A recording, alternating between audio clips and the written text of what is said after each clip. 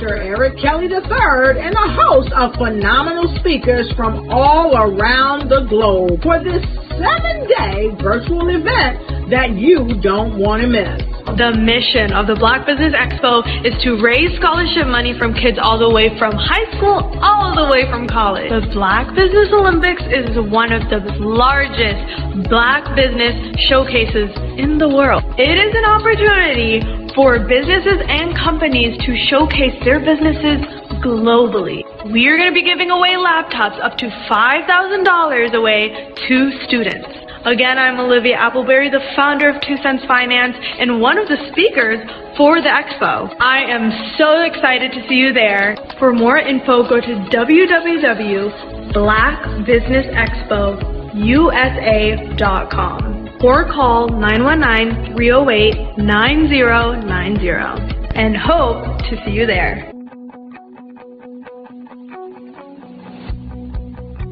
I am Black Business. From the moment I wake until the time I sleep. Yes, I am Black Business. I am Black Business. Tell me, are you Black Business? I am Black Business. Do you support Black businesses? Listen, I support Black business because I am Black Business. Black Business Expo, one of the largest business showcases in the history of Black business in the world. The world! Sign up today at www.blackbusinessexpousa.com or call 919-308-9090. I am Black Business.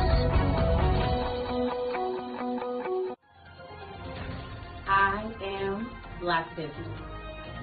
From the moment I wake until the time I sleep, I am Black Business.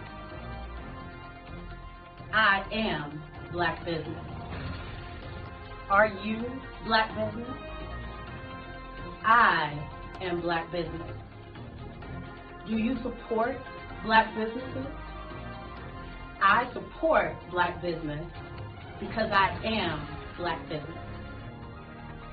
Black Business Expo, one of the largest business showcases in the history of Black America in North Carolina. Join Dr. Eric Kelly III and a host of phenomenal speakers from all around the globe for this 7-day virtual event that you don't want to miss. The mission of the Black Business Expo is to raise scholarship money from kids all the way from high school all the way from college. The Black Business Olympics is one of the largest Black business showcases in the world. It is an opportunity for businesses and companies to showcase their businesses globally. We are going to be giving away laptops up to $5,000 away to students. Again, I'm Olivia Appleberry, the founder of 2 Cents Finance and one of the speakers for the expo. I am so excited to see you there. For more info, go to www.blackbusinessexpousa.com or call 919-308-9090 and hope to see you there. I am Black Business. From the moment I wake until the time I sleep. Yes, I am Black Business. I am Black Business. Tell me, are you Black Business? I am Black Business. Do you support Black businesses? Listen, I support Black business because I am Black Business. Black Business Expo, one of the largest business showcases in the history of Black business in the world.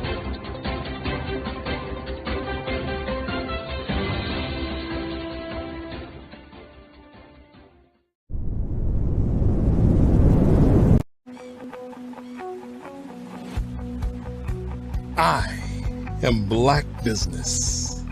From the moment I wake until the time I sleep. Yes, I am Black Business. I am Black Business. Tell me, are you Black Business? I am Black Business. Do you support black businesses? Listen, I support black business because I am black business. Black Business Expo, one of the largest business showcases in the history of black business in the world. The world! Sign up today at www.blackbusinessexpousa.com or call 919-308-9090. I am black business.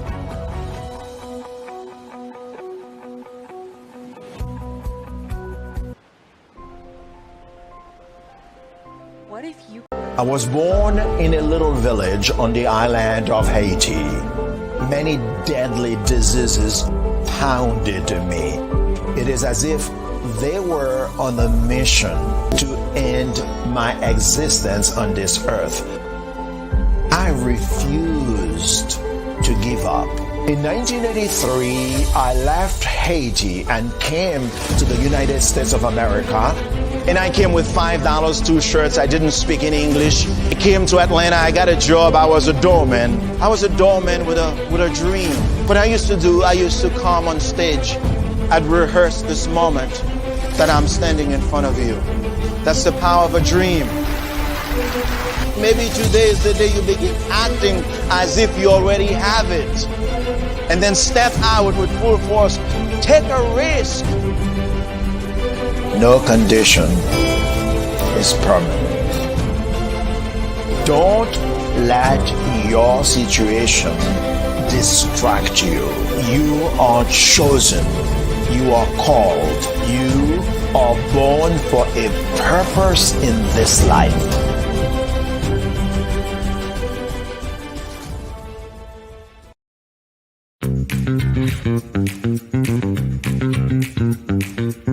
It's time for you to start bossing in social media.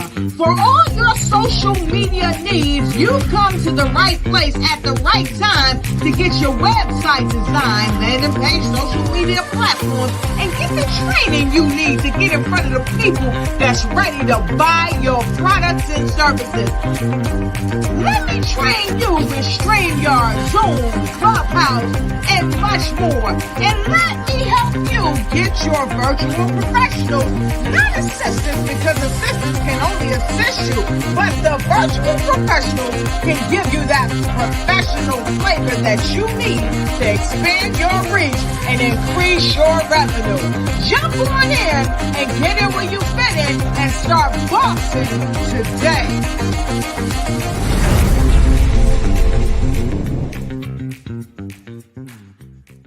Phenomenal Tanya T. Wise, who is here from the great state of Maryland. Tanya, welcome and thank you for being with us today. Can you indulge our audience a little bit and tell them just a little bit more about who you are and what it is that you do? Well, I love being able to talk to people and have a magnetic attitude, being able to just show them. So I always like to say, level up is Coach at Tanya T. Wise here.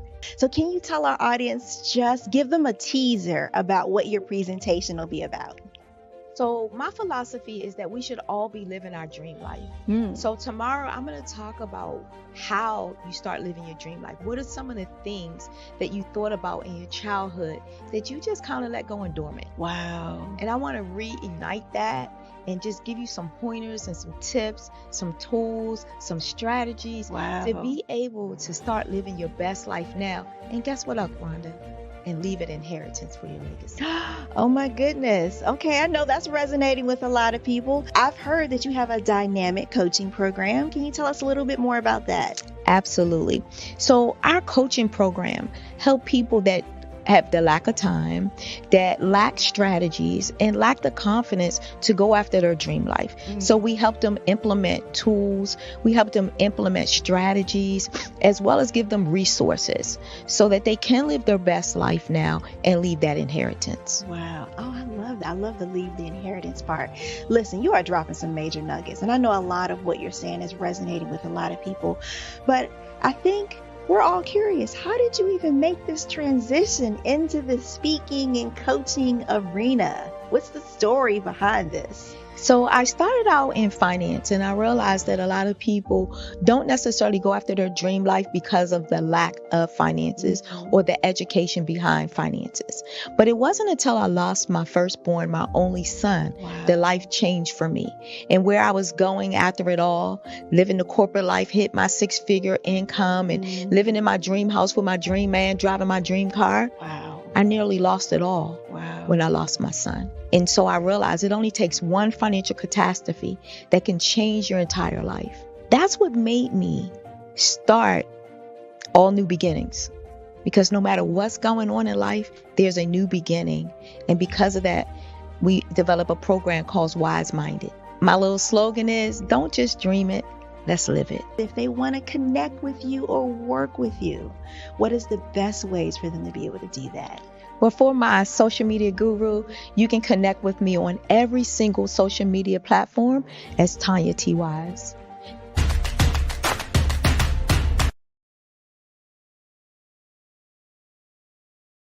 Over the past few years, we've seen the growth of existing and new initiatives focused on financial inclusion, building global networks, and reducing the wealth gap in response to the idea there's not enough seats at the table. Whether their outcomes are to increase the representation of Black executives on corporate boards, ensure an inclusive global economy, or to create new U.S. African commercial pathways, the strategies are often carried out by separate programs. The question is, should they be? With the continent of Africa being home to more than half of the world's fastest growing economies, the youngest workforce, over 400 companies generating more than $1 billion annually, 700 generating more than $500 million annually that are poised for growth, and being the destination of nearly $5 billion in venture capital in 2021. Diversifying U.S. and Africa commercial engagement by building bridges between African businesses and their U.S. diaspora should begin being seen as mutually beneficial. From helping to reduce Africa's enormous capital gap to catalyzing two-way trade opportunities, the COVID-19 global pandemic hopefully has taught us that global challenges and opportunities are more interconnected than we thought. During the pandemic, African companies like Unicorn Flutterwave, insurance provider Reliance Health, ride-hailing app Yasir, and 54Gene, the continent's first bank of DNA on people of African descent, proved that when African companies have access to networks, capital, and information, they grow big, grow fast, and create solutions that are valuable to the world. This is why Be Direct was created. We are the first U.S.-based but African-centric board preparedness and board search company designed to connect U.S. Black talent and corporations to African businesses. Unique and fundamental to Be Direct's success is our process of helping board candidates adapt their experience and networks to an African context before they're connected to high-growth companies that are looking to locally and globally scale. From our focus groups with African business execs and government leaders, we don't ignore the sentiment that business is easy, but people are hard. Having a pool of board candidates with hard-to-access networks and extensive experience across the business life cycle, including successfully raising capital, is table stakes for an initiative like this. So yes, we have that. But corporate or entrepreneurial success in the U.S. does not guarantee success in Africa. Developed alongside industry partners on the continent, our training program, Be Direct Prep, is designed to transpose their experience to create cultural comfort, understanding, and a commitment to helping businesses in Africa scale. Our board governance sessions are African, continental, and country-specific, integrated with cultural awareness and dexterity training, masterclasses led by African industry execs, and mentoring and coaching from African continental-based facilitators. But even more unique to Be Direct Prep, we cap off our training program with an immersion trip to help candidates that have not been to Africa before see and feel Africa's complexity and opportunity from African soil. We all know traditional network-based board placement has historically left a lot of us out of ever really being in the paid board pipeline. Our strategy supports the work of many great organizations that are successfully filling seats at U.S. board tables by creating more tables for those that are still left on the sideline. It's time to start seeing the role and value of U.S. Black talent and businesses on the continent of Africa differently. Old perceptions and habits limit economic inclusion. Let's transition Black talent and the African businesses they will support from the periphery of the global economy to its core. Living in a global lockdown, we all know now how fast local and global economies can change, and see the value of having businesses that hire, strengthen local value chains, and even grow globally. Status quo in any form holds back progress. We must democratize U.S.-Africa commercial engagement by socially and economically connecting cultures that have long been disconnected. It's time for Africa's U.S. diaspora to redefine their global value by helping African businesses scale continentally and globally.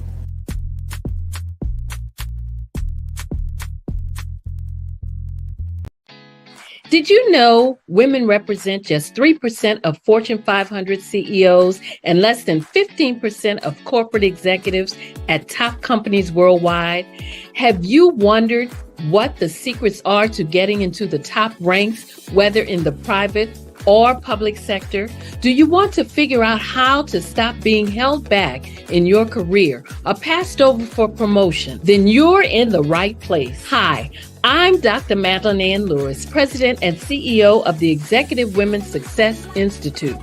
I have decades of experience in the military, the federal government, and corporate America, and my mission is to help women succeed and tap into their full potential. I want to reach 1 million plus women around the world to become the leaders they are meant to be. So if you want to move into a management or executive level position, or maybe you are a female veteran transitioning out of the military into business entrepreneurship, then reach out to the Executive Women's Success Institute at 301-693-3284. Let us get you on the fast track to success.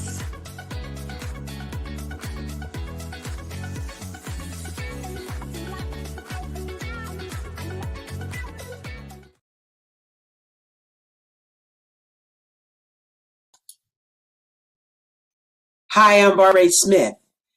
Genius is common. My genius is executive coaching and professional corporate training.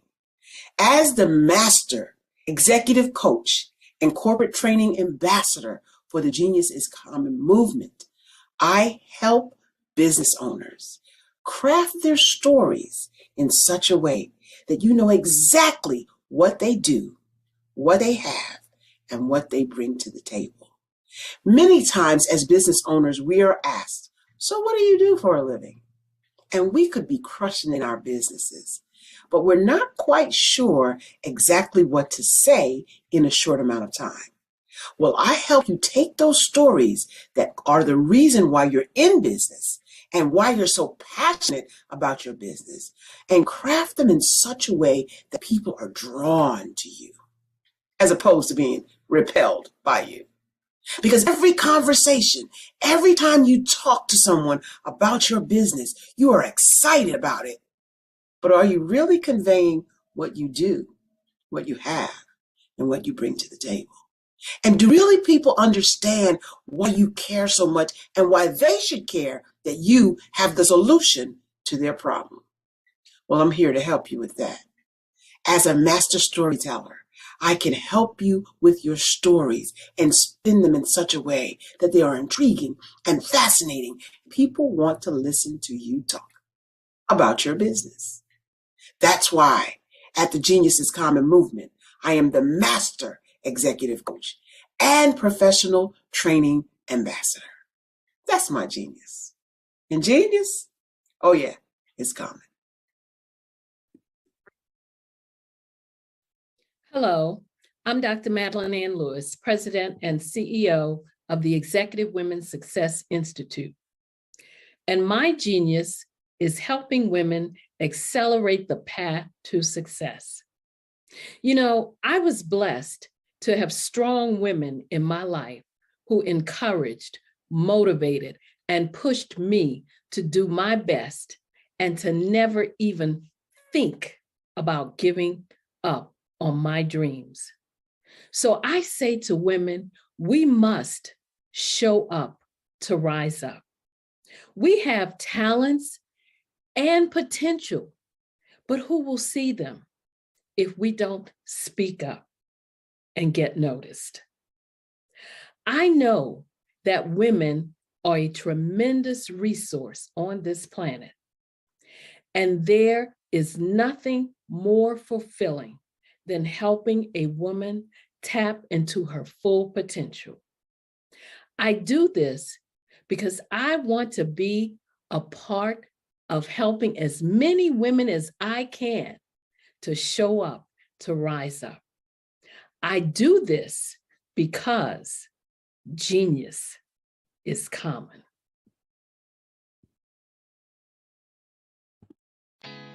Did you know women represent just 3% of Fortune 500 CEOs and less than 15% of corporate executives at top companies worldwide? Have you wondered what the secrets are to getting into the top ranks, whether in the private or public sector?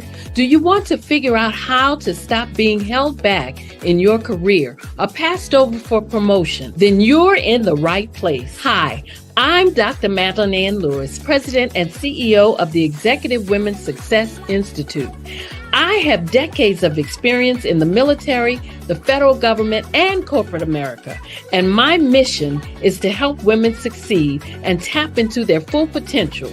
I want to reach 1 million plus women around the world to become the leaders they are meant to be. So if you want to move into a management or executive level position, or maybe you are a female veteran transitioning out of the military into business entrepreneurship, then reach out to the Executive Women's Success Institute at 301-693-3284. Let us get you on the fast track to success.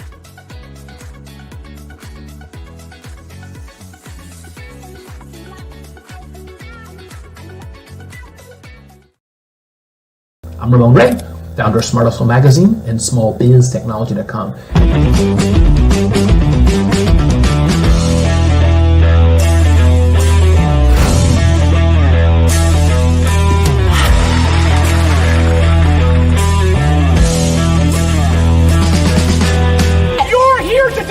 To celebrate small business success. Stand up on your feet. You rocked the house. Hey, thank you. It was amazing. Didn't we learn? For me, success comes from failure. One thing not to do is shake somebody's hand like this.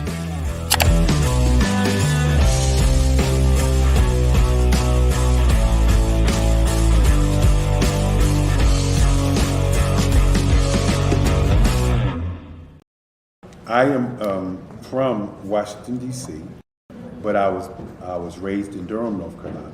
I came to Durham when I was about 5 or 6, and then I traveled back and forth to D.C. because it's where my people are from. One of the unique things about my family is my mother, she's also an artist. She does quilting, and she does a lot of artistic things, and then my son, he draws with both hands, his right hand and his left hand, like I do. So that's kind of a family trait. And then my other son, he's a videographer, and my daughter, she works, she's a regional vice president for Sunglasses. When you start out drawing and sketching, you want to continue to explore, you know, each avenue. I do pastels, I do pen and ink, I do painting, I do acrylics. I haven't done oils yet. But I try to do all facets of art. What I say to a lot of times to people is, you know, you can't put yourself in a box when you're an artist. You have to explore. And over the course of my life, I've tried to explore different mediums. I also do sculpture as well. I choose my subjects by the intensity that they have in their faces, or the intensity that somebody is moving, because I do more than portrait drawings. I also do I do abstract, and then I do figurative drawing also. Well, what happened in this particular show is that I started out trying to come up with something that would be a little bit different than what everybody else is doing. So I was working on a Barack Obama show, and they wanted me to do some paintings of Barack. And so what I did was, because of the deadlines, I kind of did it kind of fast. And then I realized when I was doing it fast, I enjoyed it. And so then I started doing other pieces the same way, and I started to enjoy those pieces also. And so I came up with this particular style. And it's a style of lines and colors. And what's interesting is that when I was in college, I did a show called Lines, Colors, and I talked about the boldness of the blacks, the hotness of the whites, and this is how this has come about, later on in my life. And the colors comes from a lot of the entertainers that I work with, where they wear different colors. They don't wear, your plain reds or your whites. They wear different colors, and so that's also another piece of what's giving me the colors. The subtitle of this show is Faces That Speak Life. That's real critical. Faces that speak life. Each one of these pieces is a life source and a life energy that's being put on display for people that are looking at it. I always say in terms of my art, it's not important that I draw them. It's important what you get out of what I draw. I don't try to just draw it because you like it. People wanted me to do prints. I didn't do prints.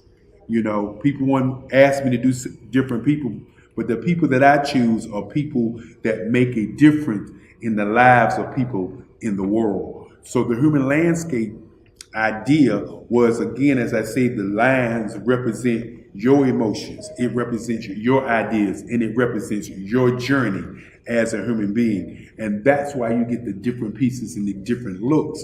And as you notice, I try not to do one look that looks alike another look.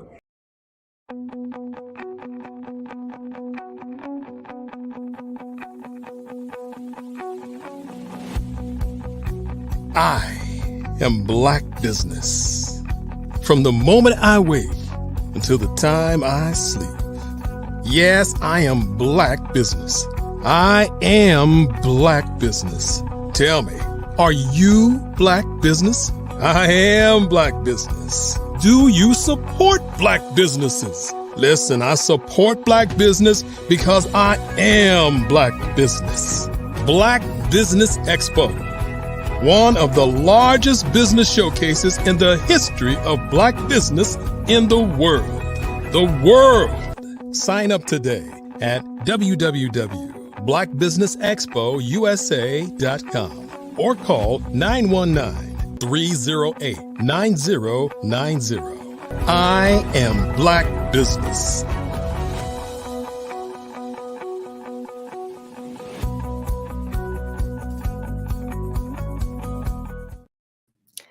Good afternoon, business owners, entrepreneurs, thought leaders, and corporations. Welcome to the Black Business Network. My name is Cordelia Gaffar. I'm your business moderator for this afternoon on the Black Business Network. The Black Business Network is a 24-hour business network showcasing Black businesses, business owners, entrepreneurs, and thought leaders worldwide. We have speakers from North Carolina, London, Singapore, Africa, Japan, and cities all over the United States. The Black Business Network is a global community sharing its business knowledge to empower, inspire, and educate businesses about business. So today, I have the honor of being with Evans Maganda, and we're going to have a brief little conversation, and then he'll do a presentation for you. So I would like to welcome to the stage Maganda Evans. Welcome. Yes. How are you? I'm okay. How are you, Gaffa? I'm doing very well. Thank you so much. Yeah, thank you for hosting me tonight. Absolutely. Absolutely. Yes. Tell me a little bit about Tanya Innovations Africa. How did you create this organization? Yes, Tanya Innovations Africa is an African-wide company that was formed in 2021 during COVID time. And it was formed on the premise that after COVID came and caused a lot of disruption, we had to engage different gear as African business entrepreneurs to find ways of connecting across the globe, and to also ensure that we could connect our businesses to global points. So we ideally looked at using or leveraging technological solutions to help businesses grow and make sure that they could have the touch with other business parties and customers across the globe. So ideally, that's how Tanya Innovations Africa came to be formed. I love that. That is very clever, actually, because, you know, I found during COVID, there were some of my connections on the continent that I couldn't connect to the same as before, you know, because of the limitations of network. And so tell me, which country are you in? I'm in particular, I live in Uganda, Kampala, Uganda. Mm-hmm. Kampala is the capital city of Uganda. And Uganda is a country situated in the eastern part of Africa. Yeah. So, but with Tanya in particular, we go across the continent. So we're not just a premise in Kampala or Uganda. We're able to run across different African countries. You know, we have about 54 African countries. Okay. So I want to greet all the viewers and listeners tonight. I think, as I've been introduced, my name is Maganda Evans Tabingwa, CEO, Tanya Innovations Africa. As I've already explained to you or given the intro, Tanya Innovations Africa is you could call it a platform, or you could call a networking business venture, which brings on board different businesses across Africa. But we don't only stop at the continent of Africa. We collaborate with other business partners in Europe, in the US, in Asia, and all different continents. The whole idea is that we cannot, it's no longer tenable to just run business in a particular specific country. Yeah. With technology on board, we now able to use a lot of technological solutions to ensure that we could be able to collaborate with other business partners. We could also be able to expand to customers beyond our ordinary borders. I think I've been able to speak on this platform on different subjects, talking about different packages that we engage in as Tanya Innovations. But just for the interest of the listeners or the viewers tonight, I would like to let you know that with Tanya Innovations, all you need to start is just ensuring that you get in touch with us on our SAP group, which I'll be able to share. We also have our website, www.tanyainnovations.com. If you went online, you'll be able to find that. If you went on link, you'll be able to find me, Maganda Evans Tabingwa. And once you are able to connect, you'll be able to find our emails.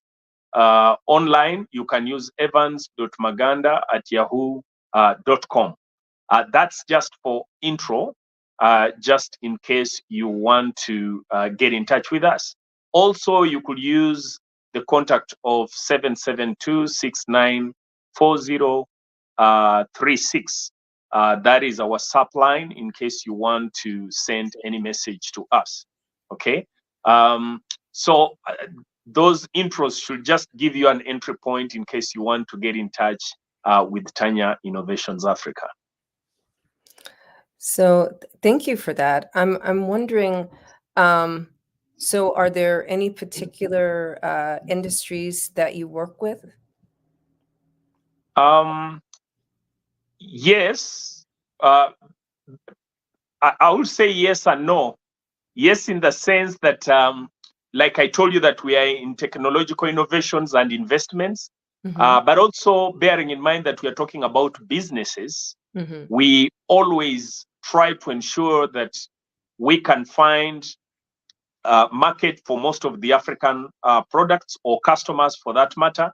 So in our network, we have quite divergent or broad collection of business persons And most of these business people are looking for different customers. They're looking for different types of market. So we don't usually limit ourselves from the aspect of the business networking. So you will find in our networks, we have tourism. In our networks, we have banking sector. In our networks, we have marketing. In our networks, we have education. So we have quite a broad collection of businesses that we work with. Yeah. In fact, some of them are really in real estates. In fact, part of the things that I was going to talk about are some of the projects that we're working with a company called CPS in Fumba Town, Zanzibar, in Tanzania. Yeah. I'll be able to elaborate later because we have real estate. They have real estate projects which they are trying to sell to persons who are in diaspora or people who want to do some little investments in Africa. And that's part of what I wanted to zero on, and also some of the real estate opportunities in Uganda, Kampala. Yeah, because most of the time when we talk to many people, and which we have found as Tanya Innovations, is that our mindset or the business mind is always clogged around the limitations of, the legal boundaries and sometimes the borders. Yeah. So when you find different entrepreneurs, both young and advanced, you will find if somebody's in the US, he's just thinking about that particular state where he stays, and he thinks the whole world revolves around that particular state. Yeah. In Uganda, whenever somebody starts business, he's only looking at the customers and the opportunities that are within that geographical location of a country called Uganda. And yet Africa, for example, has 54 countries. So what we're trying to train people is that now with technology and the ability to network across border, we should just tilt our mind a little bit to know that there are opportunities. Technology is able to enable us connect to millions of people across the globe. So it's about how you re-engineer your thinking and how you strategize to put your business. Try to find what the interests of these different persons, those who are looking for market. And if you have capital, you might find that, whatever you think cannot be done in your home country could be done somewhere else. For example, I know that it will be very expensive to run real estate back in the United States. But if you come down here, if I just broke down how much it needs for you to have your own apartments, you will be shocked. And these are the type of experiences that we're trying to share with people. I love that. So it looks like you really help bridge the digital divide and bring African organizations or companies, no matter the industry, into like the 21st century. And that's really great. And you give them tools to do that and a platform and a network to do that. So I'm so curious about your presentation today that's going to focus and center on commercial real estate, it sounds like. So yeah, I will leave it to you to share with us all about it. And Genius is common. I'll see you on the other side. All right. Okay. Thank you very much. Thank you. Please share your presentation now with us. Okay. Thank you. Okay. So, like I've already said, today I wanted a little bit to dive into real estate business. And like I've said that we come from Uganda, but for just the benefit of those who might not be acquainted with Africa, Africa has 54 countries. Okay, so when you talk about Africa, you are talking about a collection of 54 countries. So what Tanya is doing is that it's trying to build a network of all these business persons across the continent.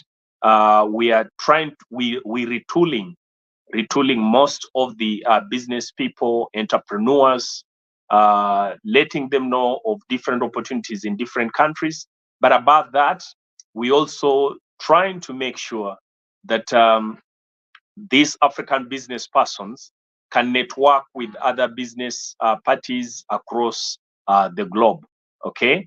Now, besides the opportunities we say we try to accrue across the globe, we also look at opportunities that other people from other places could be able to get back here. So we venture into what we call partnerships and franchise. Partnerships in the sense that Africa still we usually say Africa is a virgin continent. We have a lot of minerals on this African continent. We have a lot of opportunities in the tourism sector. We have a lot of opportunities in the energy sector. We have a lot of opportunities in the skilling sector, human resource training. So some of the skills or some of the trainings that we need, yes, you will find on the African continent, we may have the ability to do that training. But sometimes it's much more easier to deal with other countries which have already arrived in that sense. For example, those that are in high technological innovations. Yeah, we don't need to make a repeat of the road. So we try to get some of these partners across the globe to partner them with different business persons and entrepreneurs, just to make sure that people could be able to learn in how they can be able to improve their businesses. But more importantly, like I've told you, Africa, in terms of capital, you will find that majority of the business persons and entrepreneurs may not have that readily available capital. So what we do, we try to engage other partners from other continents who might be having this capital and interest them to invest back in our countries. Sorry. So we could find company X maybe in the US, which is doing well in the area of artificial intelligence. Yeah. Now you will find that the opportunities back here are many, but that technology is not available. So we would be looking for such companies to partner, for example, with Tanya Innovations or any other company, if they so wish to put that investment back here. And then we'll be able to find parties or businesses that are in that line, and we are able to connect them just for purpose of making sure that, you know, they could improve their business skills. And of course, you can agree in terms of the model of sharing the property, the profits, or whether it is share capital. Okay. We've already made some progress in this line. For example, we've gotten partners from United Arab Emirates who are working closely with us in the banking sector. And what they are doing is that they are trying to bring on board some of the solutions from the United Arab Emirates angle. And they've been trying to bring on board some of those solutions on the African continent in the banking sector. Currently, we are dealing with a company called CPR, okay? And what it does, it's actually dealing in the area of credit solutions to the banking sector. And you can see that these are all innovations that I think ideally had been ignored, but after COVID season, we're now able to bring on alternatives that could be able to, for business parties down here to be able to look at alternatives of doing business globally. Okay. Now, we're also dealing with a company called CPS in Zanzibar. Now, Zanzibar is one of the most prominent islands in Africa. It's found in East Africa, and it's found specifically in the Republic of Tanzania. Okay. Now, Zanzibar is what is in future. In terms of some of the African future development, it's what we call the silicon of Africa. It's not yet there, but there are now strategic interventions that have been put on that island to ensure that it can just become a technological innovation hub. Okay. So far, we've had Microsoft, Bill Gates, of course, who has made the first footprint on that island by, of course, making sure that it develops the infrastructure, the sea cables under the ocean or under the Indian Ocean that makes connection to that island. We now have quite a number of companies from Europe, the US, that have started making startups in that island, on that particular island. Okay, and many companies and people have taken a lot of interest.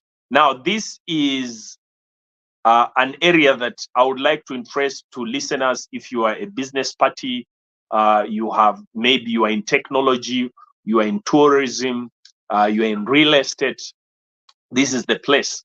But besides the business people, we even talking to individuals who want to own properties overseas. Yeah, this is the right time, because I know this place is going to be very, very expensive after some time. But for those who are listening right now on the Black Business show, you could be able to get in touch with us, or maybe touch base with Dr. Eric, who will certainly be able to get in touch with us to be able to look at some of these projects, and I'm sure that they will be very useful projects.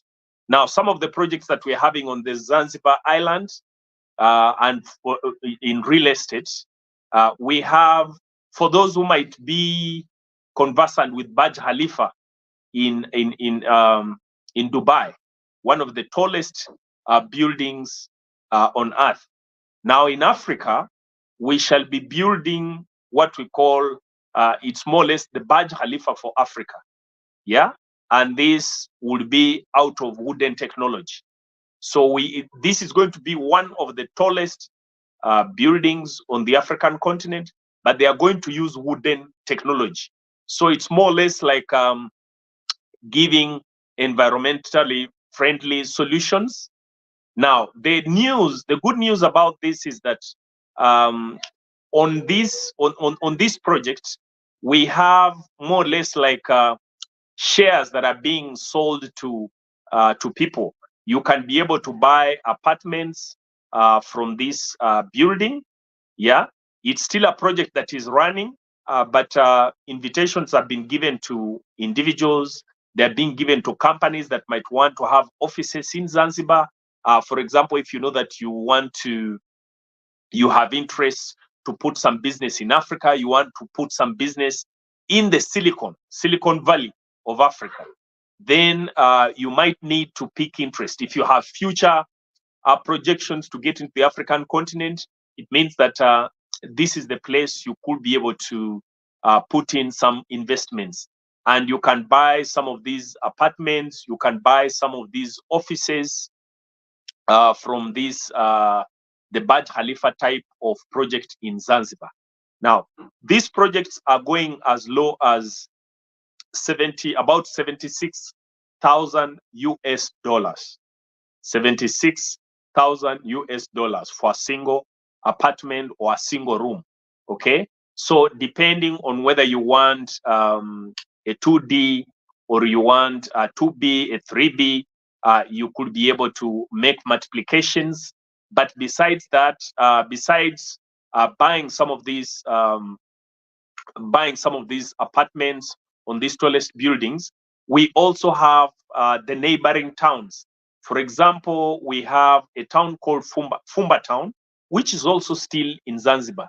You could still even be able to buy apartments on the Indian Ocean shores, 5 meters. Yeah, we have some of these apartments that you are 5 meters from the Indian Ocean. You actually have an immediate interface with the ocean. Yeah, so you can imagine buying yourself an apartment, 3-bedroom, 4-bedroom apartments, just on the shores of the Indian Ocean. I know that some of these opportunities are not readily available to so many people in the respective countries they come from, because you need to make a kill to get this type of opportunities. But Africa today, as we are diversifying our economy, as we are trying to get to the global market, as we are trying to invite and make sure that we can get investors here, we're trying to make sure that these opportunities can be available to people who want to think beyond the countries where they are. It's now much more safer than ever before to invest in Africa. And Tanzania, or Zanzibar for that matter, is a readily available venue for those who might want to invest in real estate. Okay, it's only a time of you picking some of these dollars. There are different tiers that are available for those investments, but there are also different investment plans or breakdowns of how you can make these payments. You might not need to make all these down payments of 75,000 or so dollars for what you want. You will get a pocket friendly option for you to be able to put this money down. So this, I call upon those who are interested in real estate, those who are interested in having a home away from home, those who want to enjoy the African serenity. You will want to know, for those who are listening today, for example, you would ask, why would I want to put my money in Zanzibar? Yeah, but Zanzibar, as you know, for those who might followed historical historical facts about Africa, yeah, it's one of those oldest islands. Yeah, there's a lot of history that was associated with slave trade, but of course, it is also for those who want to know that, yeah, this was overcome. It has a lot of history. It has a lot of sites that are surrounding there. From Zanzibar, you can go to Mombasa in Kenya, which you also know very well, which is the next one of the closest islands again to Zanzibar. Now, from Zanzibar, you could also be able to go to many of the classic beaches, okay? Classic white beaches in that area. Yeah, we have many people who travel from all over the world to just come and get those white beaches. People are able to do things like scuba diving for tourism. I think 2 years ago, I personally managed to travel to that place, and it's amazing. You can be able to dive into the ocean. You are able to watch the dolphins. You are able to watch different types of fish and different types of marine animals. Yeah, they can be able to train you how to do that scuba diving on your own. These are life-taking experiences. Okay, you will never have them. Sometimes people imagine that, okay, they have had it all, but these type of experiences, they're just so amazing. And now you will be talking. In fact, one of the ways one can be able to sell the apartments. One, you can use it for your holidays. But number two, some of these apartments belong to you. You could maybe look at organizing friends once in a while that during holidays, you have your friends who come and use some of those apartments. But alternatively, we say that at the time when you're not in your apartment, the proper arrangement that has been made is that you are allowed to still give this apartment to some brokers or some other people who manage the apartments to be able to rent out these apartments, and you can still be able to receive your funds. Okay, when you know that it's the right time for you to to come, you could be able to let them know that, please keep off these particular days. I will either be there, or I have persons who would be able to visit, or whom I'm recommending to come into my apartment. So this is your apartment 365 days, 24/7. But you decide who comes into that apartment. If you don't have customers, trust me, you will have thousands of people who will be knocking on the door who will want to use those particular apartments. So you can make money, but you can also have your private apartment in Africa. Yeah. Also, you'll want to know that still around Zanzibar, we have some of the breathtaking tourism sites, like for those who might have heard of Serengeti National Park, one of the best parks of the big five animals. For those who might not have heard of mountain gorillas, they are only in Rwanda and Uganda. Yeah, the mountain gorillas. If you came here, the permits are all over maybe $600 or so, but you have a chance to be able to visit some of these sites. Okay, you'll be able to visit Mombasa, which is just closer there. You'll be able to visit Uganda. Yeah, so these are opportunities that one person who is interested in real estate, but also has some passion in tourism, you can make the money, yeah, but you can also enjoy the natural flora and fauna, which East Africa boasts of. Because, when you go to Kenya, you will be able to find national parks like Masai Mara. These are places where we've had the King and the Queen of England coming in. We have seen the Prince and the Princess from the UK. They have managed to, come to Kenya just to be able to make these visitations. So among so many other things, I will interest those who want to get into real estate. But I was trying just to say, these are not just ordinary real estate business that you're getting into. There is a lot that surrounds what you are buying, and you could be able to make money out of this.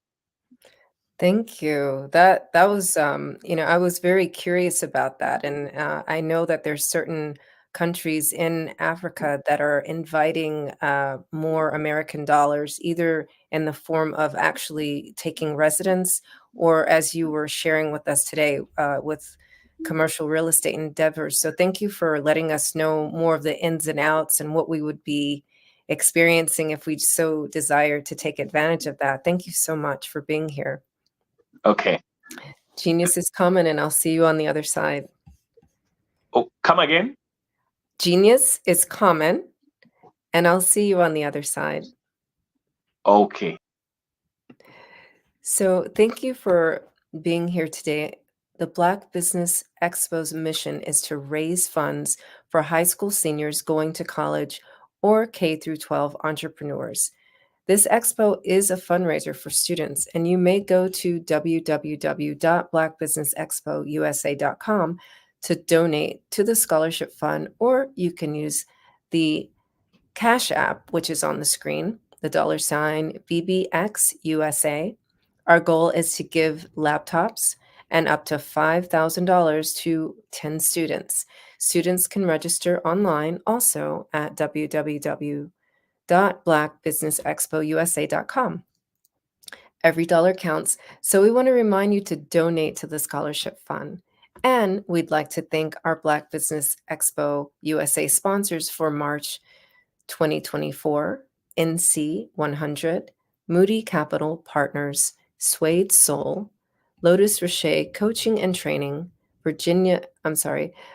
Carolina, Virginia Minority Supplier Development Council, Step Management, Barbara H. Smith, LLC, Margie McLean Foundation, Inc., Genius is Common, Earth Essentials, Melaine Shaney Global, Executive Women's Success Institute, The Quality Coaching Company, Superwoman Business Services, Creative Force Studios, Lee Entertainment, Artistic App Design, Black Business USA, Black Business Expo USA, and Genius is Common. I'll see you on the other side. Follow the Brand TV broadcast host, Grant McGaw, as he visits with top executives and entrepreneurs to find out their secrets of success with their personal brand. Follow the Brand TV broadcast host as he focuses on brand development to build better relationships, bring value to your business, relationships, and career. You will enjoy listening to each episode that is tailored to speak to you directly. If you're looking for this type of clarity in terms of building your brand, you have tuned into the right station. Each episode will help you to shape a conversation in the 5-star BDM network of 20,000 professionals and become a springboard for your corporate engagement and business opportunities. Each guest will frame their story in the areas of personal branding, business development, career development, financial empowerment, and technology innovation. Grant McGaugh explains why he is the CEO and owner of his own professional career. Grant is an accomplished business leader and entrepreneur who wants to give back to individuals to grow their personal brand strategy. Tune in as he weaves his story about new possibilities, while to you exceed expectations. If you love storytelling, this show will make for fun.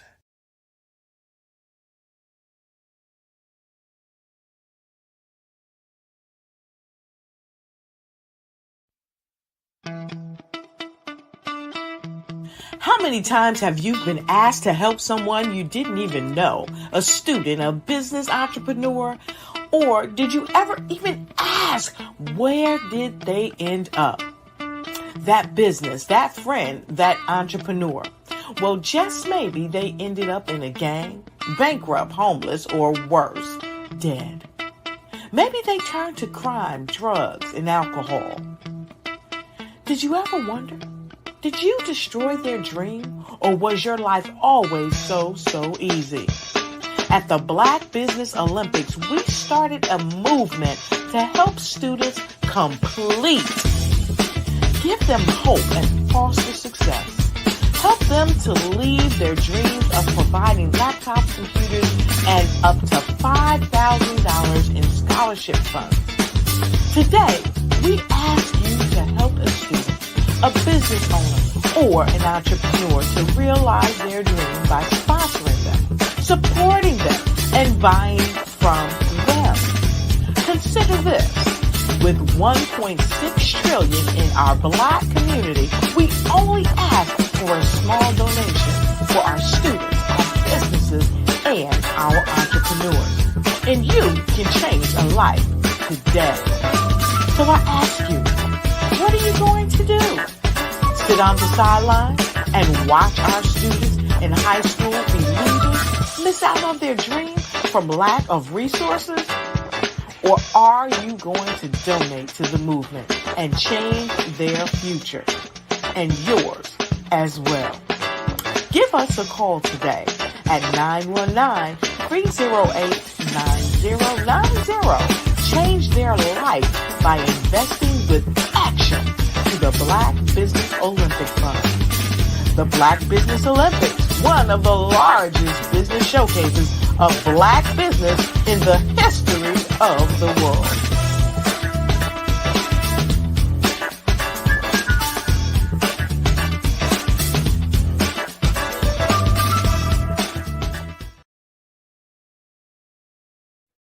Hey everyone, it's Grant McGaugh, CEO of 5-Star BDM and host of the award-winning Follow the Brand podcast and TV series, where I help you to build a 5-star brand that people will follow. My genius is personal brand development through intelligent communication and helping you achieve your business and career goals. I am a requested speaker on digital technology and brand development issues. I want to work with you to increase the value of your current opportunities while attracting new ones. Every one of you is unique, and we all share challenges that can be addressed through smart branding. As a super connector, I work with you as an executive coach to guide you along the complicated business and career development road, providing the enhancement tools and information you need to succeed. Together, I will help you succeed in today's challenging business climate. I will evaluate and measure your progress. Best of all, I am right alongside you every step of the way. Build the brand called you. Genius is coming. phenomenal Tanya T. Wise, who is here from the great state of Maryland. Tanya, welcome and thank you for being with us today. Can you indulge our audience a little bit and tell them just a little bit more about who you are and what it is that you do? Well, I love being able to talk to people and have a magnetic attitude, being able to just show them. So I always like to say, level up is Coach at Tanya T. Wise here. So can you tell our audience, just give them a teaser about what your presentation will be about? So my philosophy is that we should all be living our dream life. So tomorrow I'm going to talk about how you start living your dream life. What are some of the things that you thought about in your childhood that you just kind of let go and dormant? Wow. And I want to reignite that and just give you some pointers and some tips, some tools, some strategies to be able to start living your best life now. And guess what, Rhonda? And leave an inheritance for your legacy. Oh my goodness. Okay, I know that's resonating with a lot of people. I've heard that you have a dynamic coaching program. Can you tell us a little bit more about that? Absolutely. So our coaching program help people that have the lack of time, that lack strategies, and lack the confidence to go after their dream life. So we help them implement tools, we help them implement strategies, as well as give them resources so that they can live their best life now and leave that inheritance. Wow. Oh, I love that. I love the leave the inheritance part. Listen, you are dropping some major nuggets, and I know a lot of what you're saying is resonating with a lot of people, but I think we're all curious. How did you even make this transition into the speaking and coaching arena? What's the story behind this? So I started out in finance, and I realized that a lot of people don't necessarily go after their dream life because of the lack of finances or the education behind finances. But it wasn't until I lost my firstborn, my only son, that life changed for me. And where I was going after it all, living the corporate life, hit my 6-figure income and living in my dream house with my dream man, driving my dream car. I nearly lost it all when I lost my son. And so I realized it only takes one financial catastrophe that can change your entire life. That's what made me start All New Beginnings. Because no matter what's going on in life, there's a new beginning. And because of that, we develop a program called Wise Minded. My little slogan is, don't just dream it, let's live it. If they want to connect with you or work with you, what is the best ways for them to be able to do that? Well, for my social media guru, you can connect with me on every single social media platform as Tanya T. Wise.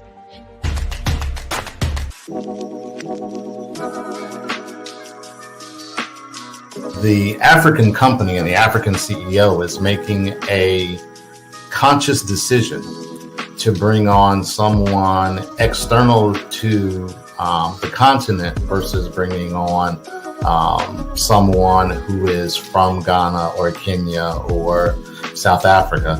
And so the skill sets of the people that we take through our executive leadership training program and ultimately on the placement, obviously have to be extremely high caliber.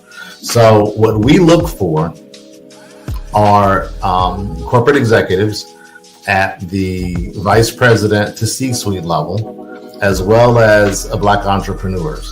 When we look at the Black corporate executives, we're looking for some very specific skill sets, whether that be around supply chain, sales and marketing, engineering, product development. We want our folks to be able to add immediate value to the corporate board, right? And the other thing is, even if they don't necessarily have specific industry experience, they're bringing a diversity of thought.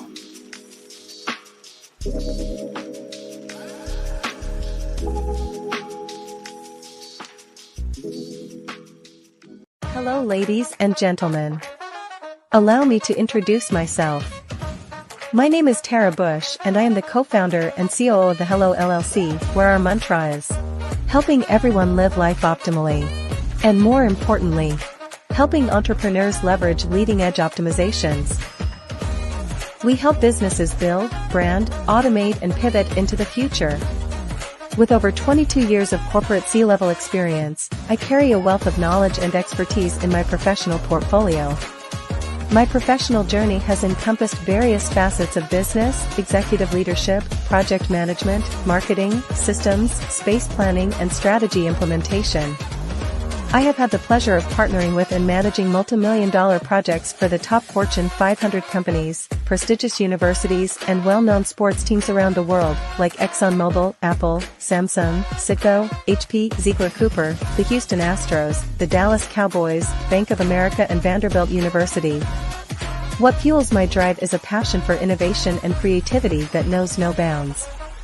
I thrive on pushing the boundaries and thinking outside the box to bring fresh, ingenious ideas to the forefront. I turn visions into reality. As a leader, I am a steadfast advocate for integrity and creativity. I am driven by a profound desire to help individuals and businesses. Artist to me is a creative expression of something from nothing. You know, it explodes onto the canvas, or it explodes on in my work. One of the things that I try to do more than anything is I try to just give the lines and the movements and emotions and expressions into what I do. Art really means to me a chance to express how I feel deep down inside. Most of my art begins as a thought that I might have, you know, whether it's sports, whether it's history, whether it's a woman or a man. It pretty much starts as an idea of thought before I get into the actual image of what I'm going to draw. I do a lot of historical pieces. I was a history minor in college, and I love to do history pieces. And a lot of times I'm thinking about history, and then I try to make that history impact you as you look at it. That's one of the reasons I do pictures so large. People ask me, why do I do the pictures so big? And I tell them, I want the piece to impact them as they're looking at it, to kind of dominate them, dominate their space. And most of my pieces I try to do off page. I don't try to do anything that's going to be in those four corners or in a square. And I want your imagination to be a part of the piece that you're looking at.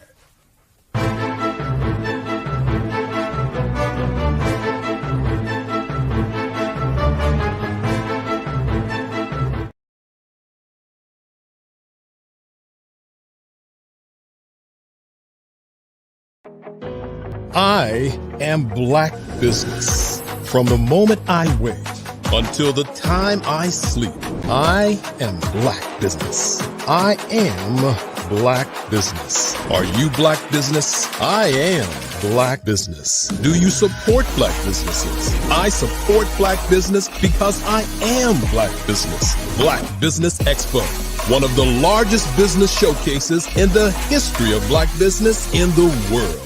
Sign up today at www.blackbusinessexpousa.com or call 919-308-9090. I am Black Business. Good afternoon. Business owners, entrepreneurs, thought leaders, and corporations, welcome to the Black Business Network. My name is Cordelia Gaffar, and I am your business moderator for this afternoon on the Black Business Network. The Black Business Network is a 24-hour business network showcasing Black businesses, business owners, entrepreneurs, and thought leaders worldwide. We have speakers from North Carolina, London, Singapore, Africa, Japan, and cities all over the United States. The Black Business Network is a global community sharing its business knowledge to empower, inspire, and educate businesses about business. And our next speaker is Nathan Malenga. He is a multifaceted individual whose journey encompasses leadership, education, law, entrepreneurship, and global engagement. As a speaker, moderator, and co-founder of the Rise Up Summit movement, Nathan has made significant contributions to various fields, leaving an indelible mark on both local and international platforms. I'm delighted to bring him to the stage today to speak on a journey of leadership, learning, and global impact. Welcome, Nathan. Thank you. How are you? I'm doing well. What country are you with us from today? Zambia. Zambia. And where's that located? Just for, the average person who may not be aware of global geography. It's Africa. It's from Africa. No, south. Which part of the continent of Africa? Central. It's in the southern. Central. Central. Okay. Central Africa. Yeah. Very good. Thank you so much. And genius is common, and I'll see you on the other side. Yeah, thank you. Hello, once again. My name is Nathan Twali Mlenga, all the way from Zambia. And I think I've been on this platform for quite some time.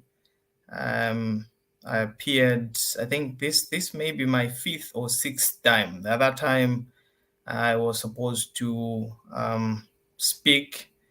I think something happened with the internet. No wonder we're even calling on people who have the capacity and capabilities to come and invest in Africa, come and invest in Zambia, because you find that when there's no competition, most of these companies tend to abuse the end users. So we find that the internet that day had issues with the internet, so I couldn't even join the broadcast. So I would encourage that if there are investors out there who are willing to invest, it's your time to showcase what you can do. Come to Zambia. The land is still fertile. You find that there are things that you may benefit out of this country, which may also benefit you. I'll be speaking about leadership and also my global speaking engagement. In terms of leadership, I've been working with several organizations. I've worked with Rise Up Summit movement.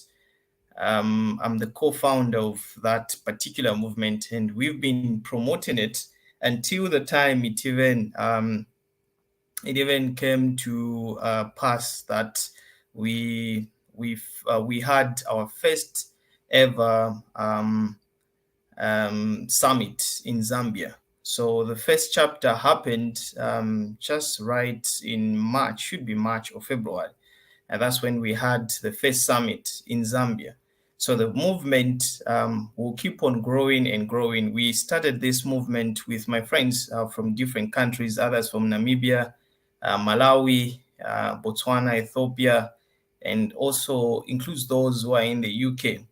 So this particular movement, we just thought of trying to help people, not just through speaking to them, but also trying to identify the talents that they possess or they have, so that they may make a living.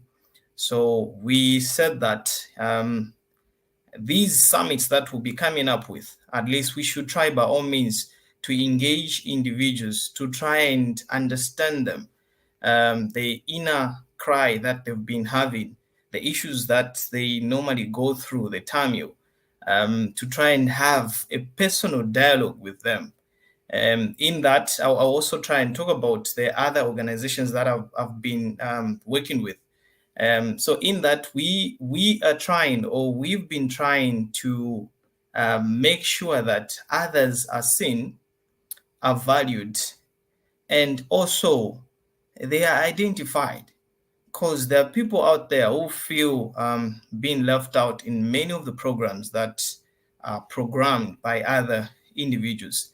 So would like them to be seen as though they can also share what they have. So these are the things that we've aligned. Aligned as Rise Up Summit. We're also trying to empower women, boys, and also girls. The reason is simple. When we educate or empower a girl, then we've educated or we've empowered the entire village, because they normally give back to the community. When we educate and empower a boy child, we simply educate the community as well. And we've seen that the world has neglected a boy child, because back then it was just a patriarchal system where only men were in charge of making decisions. So now we've seen that it is valid also not to neglect that part, because boys are growing up forgetting and living a life which has got so many gaps, and they don't even feel the father's love, the mother's love, because what they are told is that a boy shouldn't cry, a boy has to be strong. Hence, they also go through tough things, and they have to make a tough decision. So those are the things that we thought of that we should make mention of. Those are the things we thought of making mention of. Otherwise, it's not easy to try and empower individuals. It requires money. It requires human resource. So all these people that we bring on board, they'll need something. Otherwise, I've heard people will be like, what if we send this money when these people believe in large?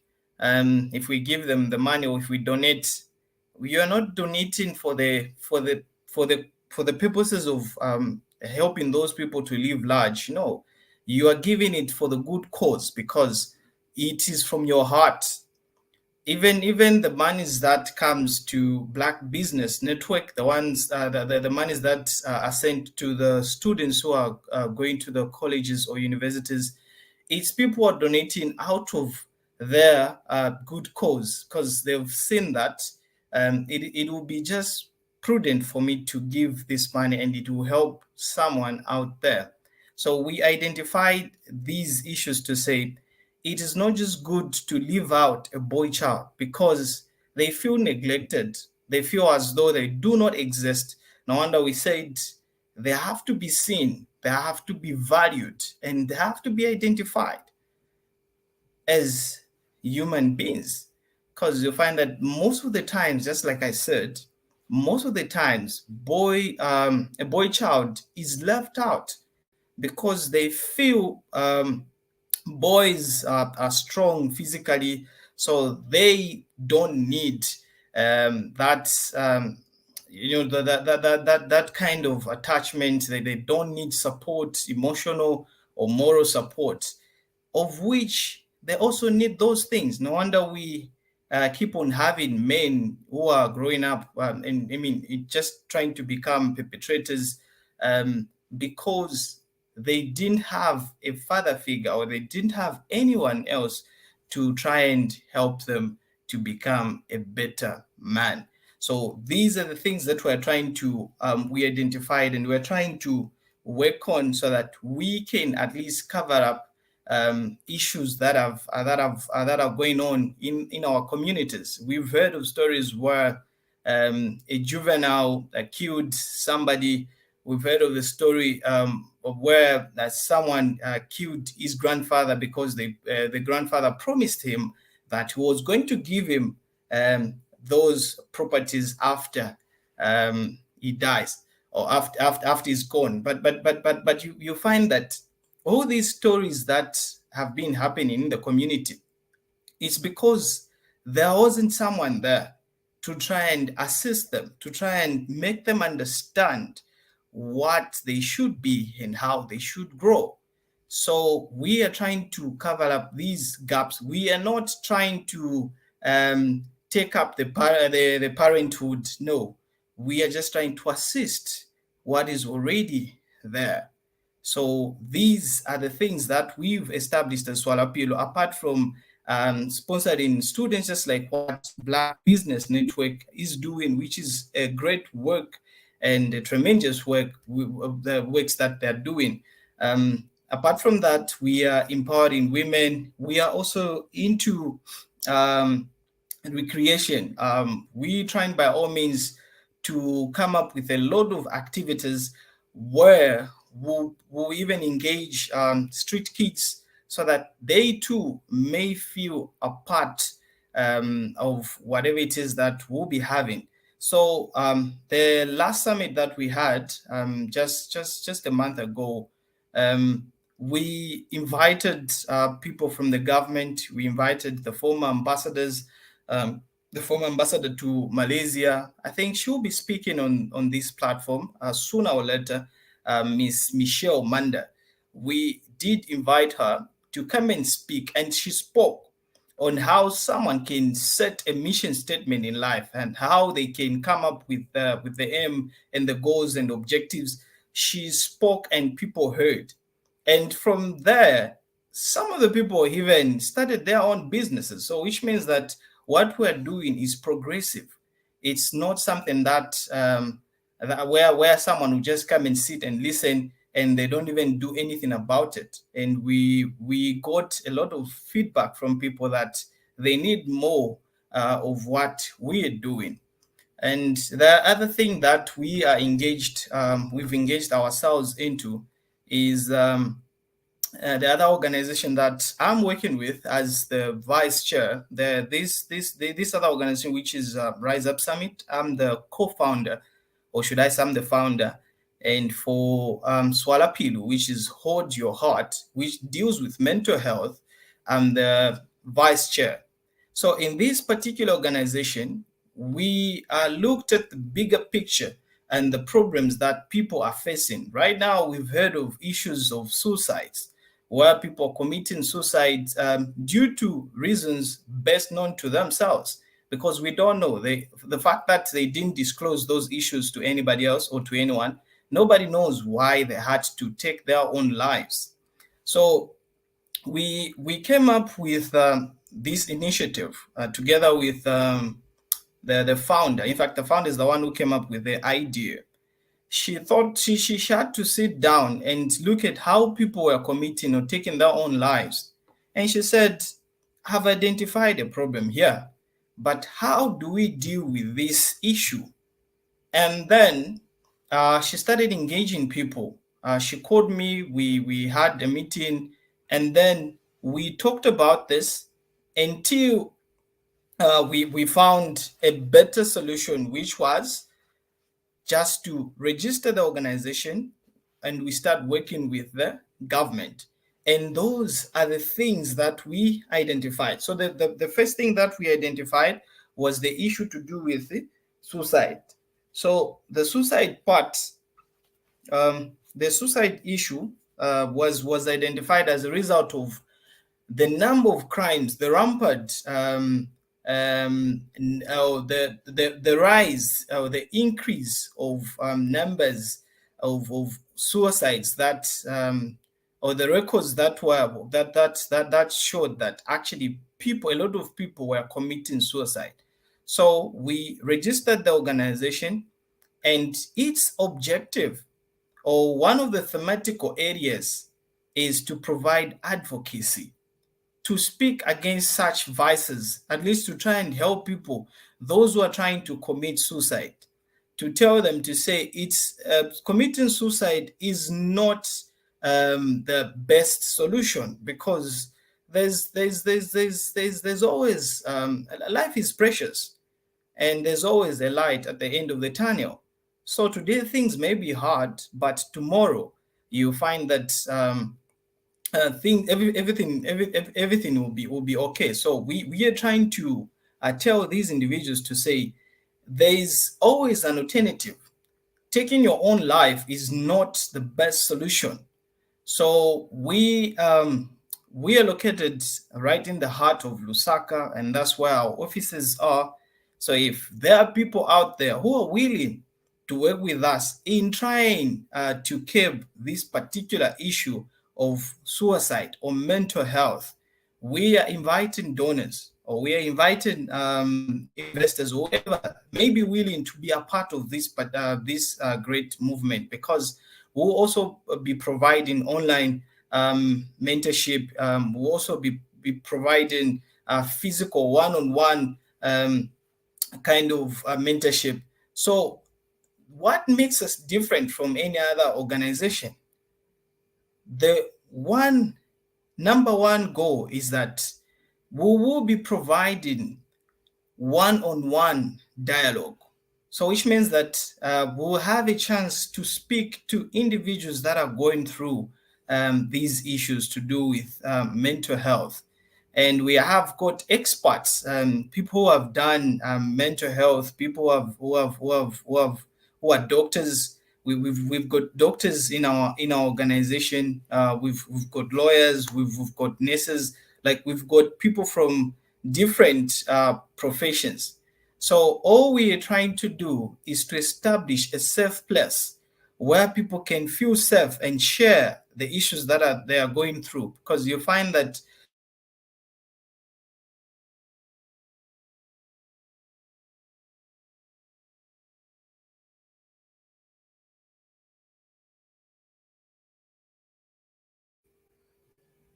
most of the people that end up committing suicide, they die as a result of not paying particular attention to details, because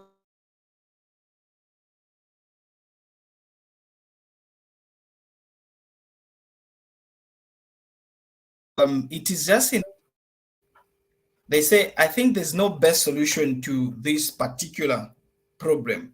So it is always important to look at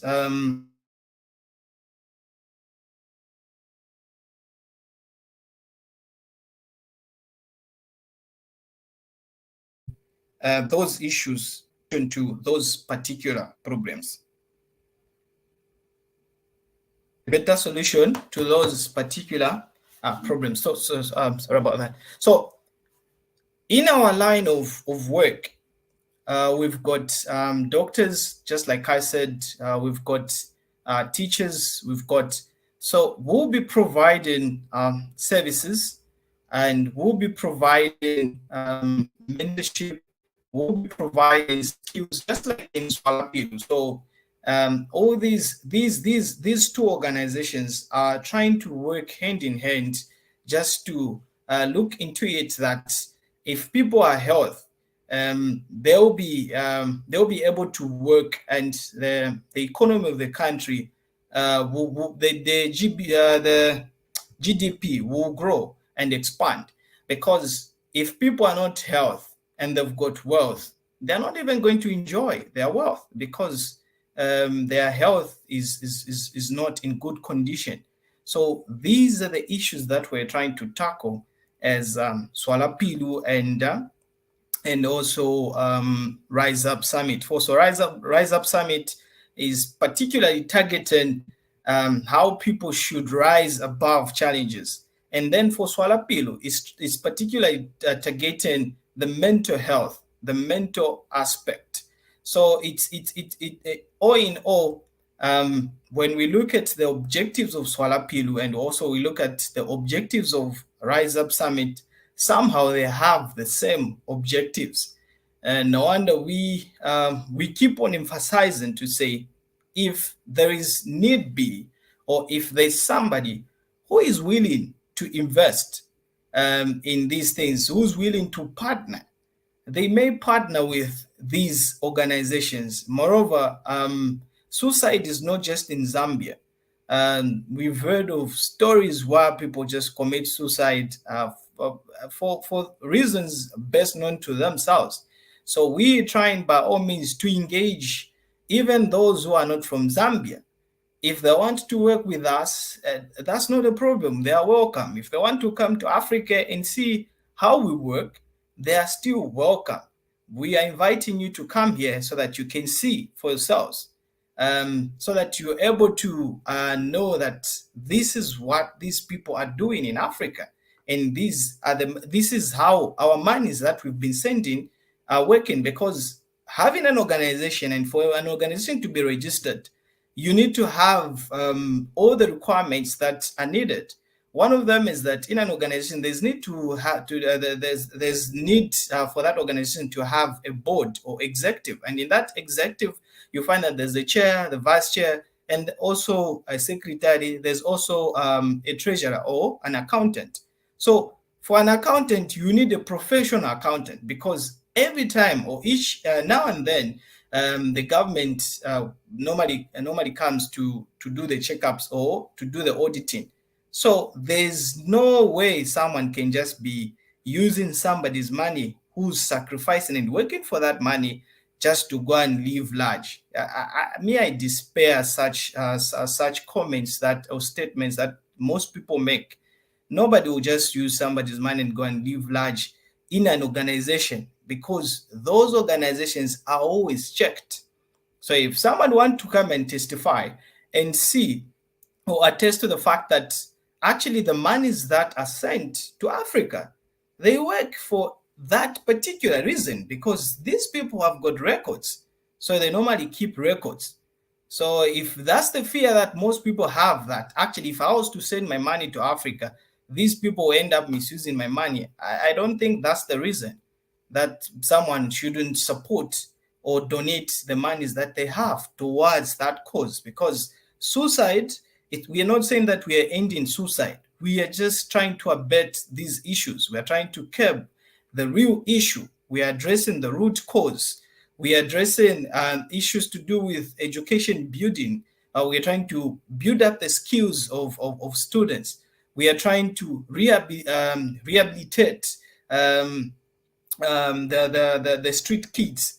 These are issues that we keep on facing, and each and every country, it's not just in Zambia, even in the States, even in South Africa, even in the UK, they face the same issues. So if we can have such organizations that are speaking against such vices where people will think of taking their own lives, I think it will be a better organization, or a better place, or a safe place where people will go and share their ideas, where people will go and share their problems, while people will go and talk about the issues that are troubling them.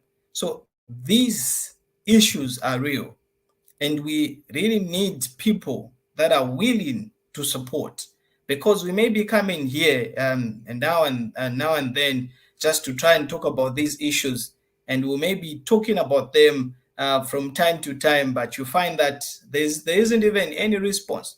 But if we can come together as one and stand on one point to say, this is what we are going to do, and let's try and work towards this goal, and until we achieve it, we will do it. Because the one good example that I use is, even though they're using it for a different reason, it's what happened in the Bible when they were trying to build the Tower of Babel. So these people were united. They got together and they started building, and God saw that these people are actually united, and they will achieve their goal. So what can stop us if we became united? If all of us tried by all means to do our level best. This is not just a matter of sending monies to Africa, no. This is the matter of changing the community where we are. There are people that are facing these issues. So someone may just decide to say, let me partner with this particular organization. What can I do if I was to work with you guys? Is it possible for me to use the same name so that I can be working in my country, which is well and good. And again, we can just say, can we just form, come up with the conference, the physical conference, where we get to meet all of us and share our notes. Then you'll be able to say that actually people have got ideas, but what's difficult is the platforms where they can go and present those ideas. But I do like Dr. Eric and what is done, because there are few people that normally do this, where they can provide platforms and people would come and share ideas and talk about their businesses for some time. Because most platforms that have been on, you find that they'll just give you 3 minutes of your time, and they'll tell you within 3 minutes you have to summarize everything. You have to talk about your business and from the time it started up to this time.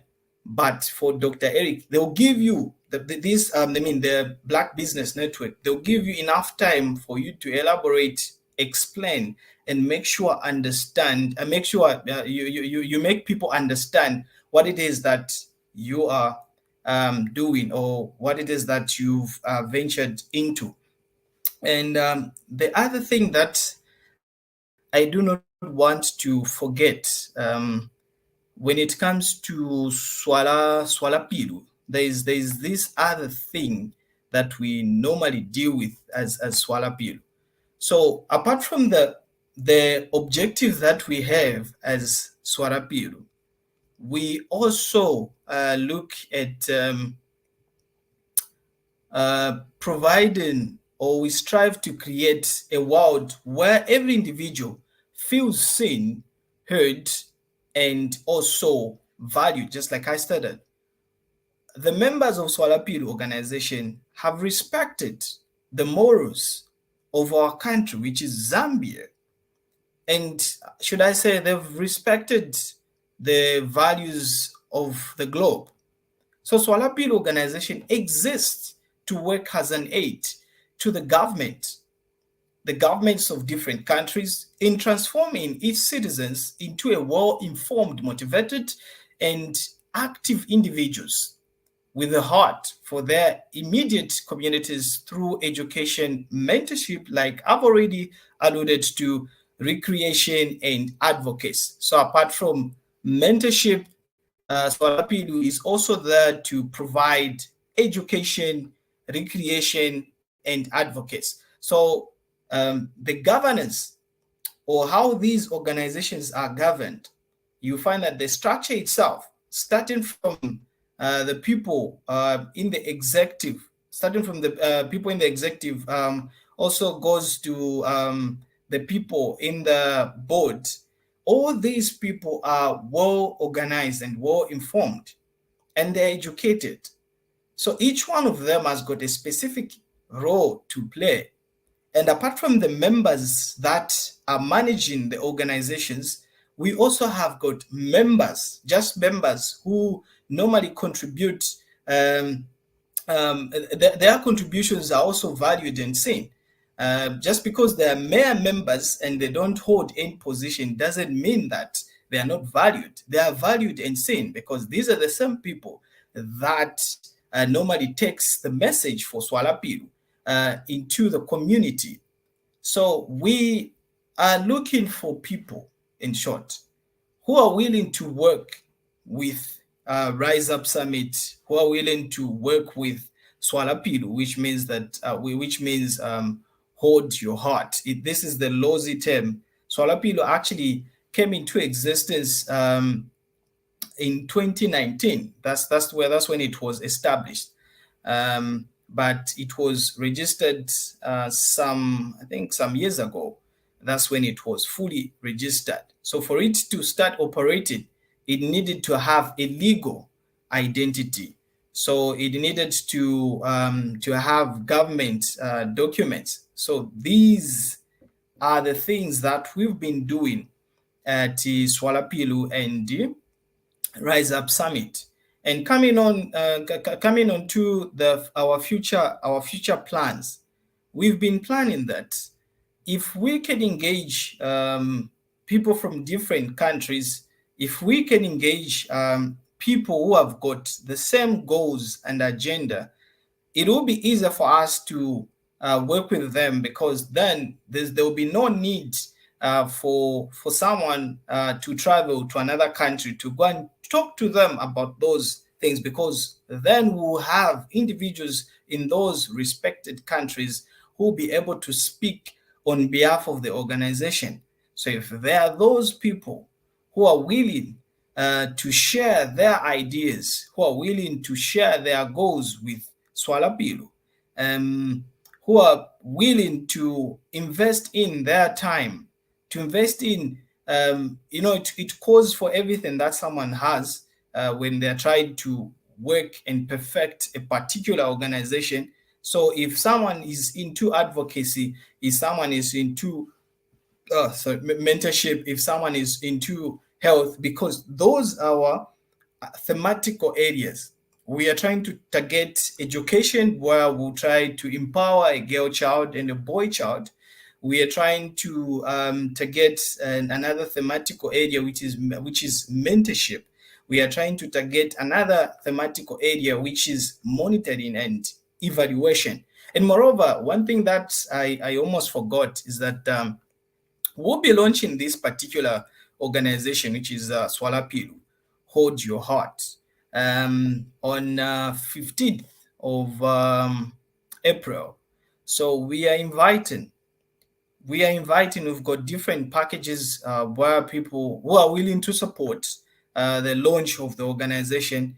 If you're willing and you want to be part of this particular program, you may get in touch with me, or you may get in touch with the people that are in charge of receiving funds and everything that we are receiving from the people that are donating, because we want to make it colorful and we want to make sure that the day we'll be launching this particular organization, many people will hear about it, so that we'll try, you and me, will try to curb issues to do with suicide, because each and every day that we live, others are planning to take their own lives, because there is no one out there to tell them, to say there is life, there is light at the end of the tunnel, and life is precious. You shouldn't do this, you shouldn't do that.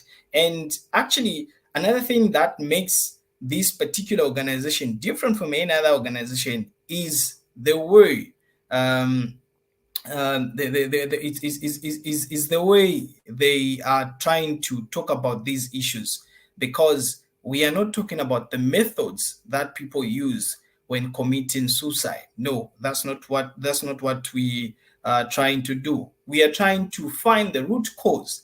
What is it that makes someone to commit suicide?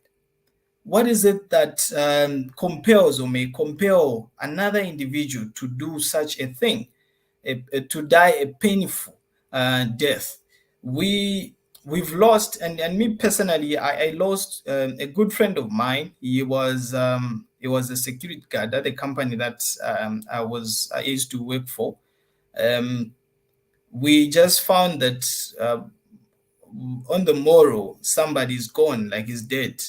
And we don't even know up to now the reason why he had to take his own life. But all these things happen for a particular reason. So mental health is real. Each one of us normally go through those things. And sometimes because of our belief system, you'll find that just because of what I was taught, that if someone doesn't call me in few minutes or in an hour, it means that they don't just want to call me or they're ignoring me. It's because of what we believe. So we just think about those things to say, actually, if my girlfriend doesn't call me, or if my wife doesn't call me, or if my wife doesn't call me, then there's something that they're doing. Then we keep on piling those things until one day we'll just give up, because our body will just give up. The weight will be too much. We'll just be like, I think I can't keep on living like this. I need just to end my life. And others just end their lives because of poverty. Others because they don't have money. They borrowed money, now they don't have the monies to pay back the people where they got the monies from. So these issues that I have addressed, they are real issues, and we keep on seeing them in our communities.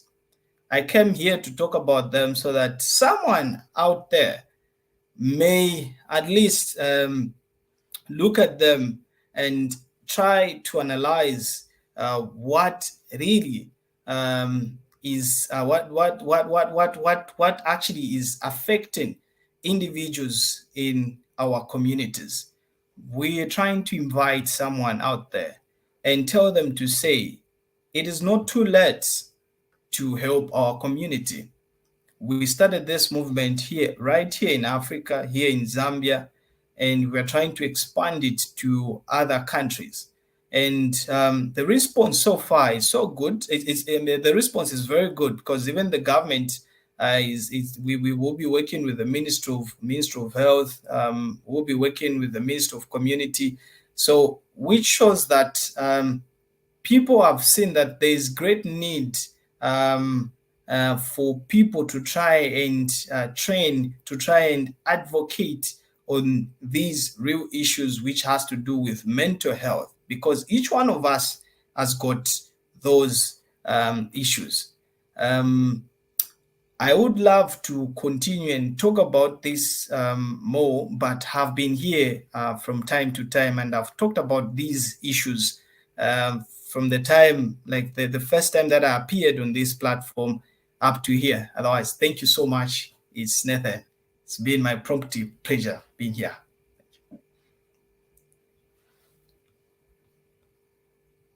If you have just a second, I want to just acknowledge you for giving people the permission to even admit that they struggle with mental health, and also acknowledge you for starting this movement and for sharing that here. Thank you. Thank you so much. Absolutely. So genius is coming, and I'll see you on the other side. Please come back.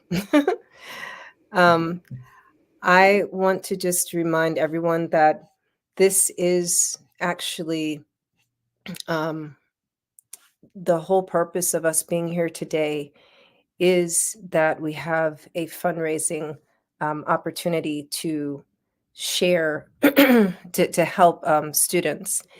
And every dollar counts. So we want to remind you to donate to the scholarship fund. And you can do that by going to www.blackbusinessexpousa.com. And we also want to thank our sponsors. For the month of March, we have NC100, Moody Capital Partners, Suede Soul,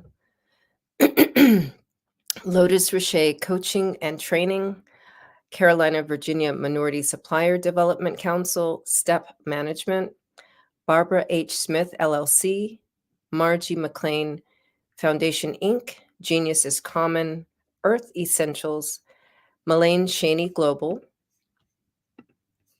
and Executive Women's Success Institute, The Quality Coaching Company, Superwoman Business Services, Creative Force Studios, Lee Entertainment, Artistic App Design, and Black Business Expo USA. Genius is common, and I'll see you on the other side.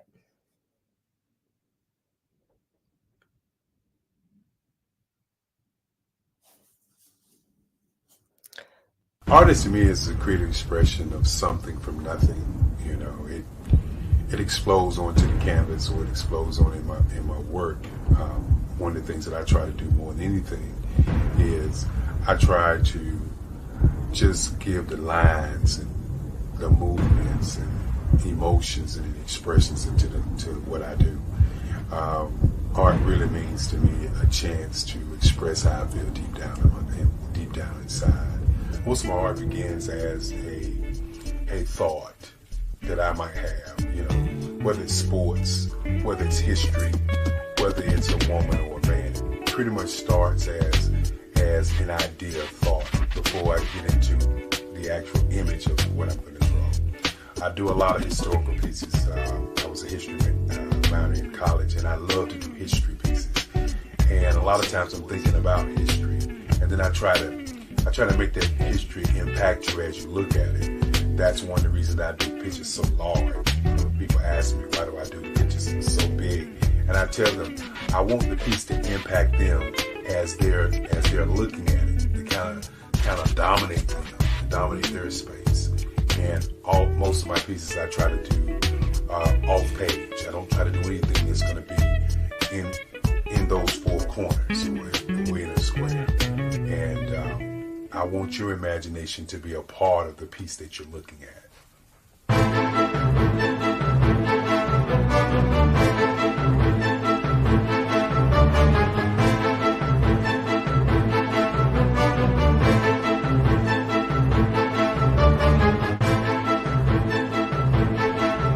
The way I feel when I'm drawing, when I'm creating something, is I feel free. I feel like there is an anticipation of something that's going to come. I try not to draw first. I try to draw second and what I mean by that is I try to allow myself to kind of get into the piece and just relax. Sometimes I miss time. I'll draw 2-3 hours, sometimes 4 hours. And while I'm drawing, it's just a free. I just feel free. I mean, I feel like time stands still.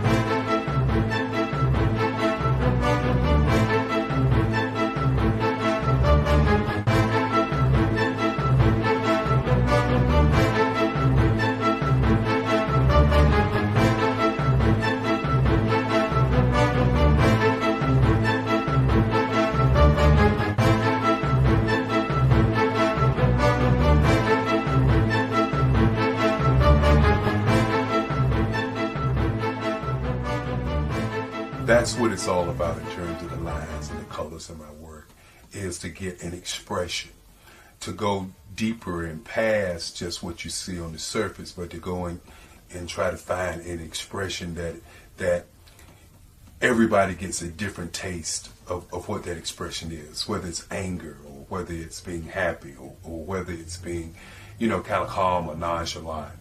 That expression that people take away from the piece is the most important part of what I do as an artist. Bold is the size of my pieces, where I try to do the piece larger than life, to kind of push forward toward you. That's what the boldness is all about. It's not so much about the lines, it's about the size.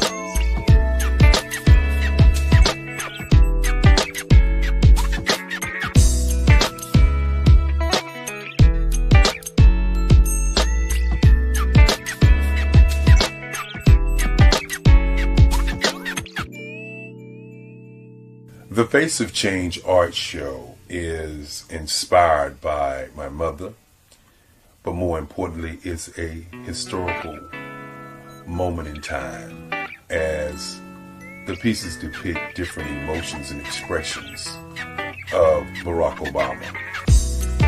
The 44th president is indicative of the 44 pieces of art that I have done in this particular collection. When you begin to think about expressions and portraits, this is a portrait gallery of expressions of what transpired as Barack Obama ran for office.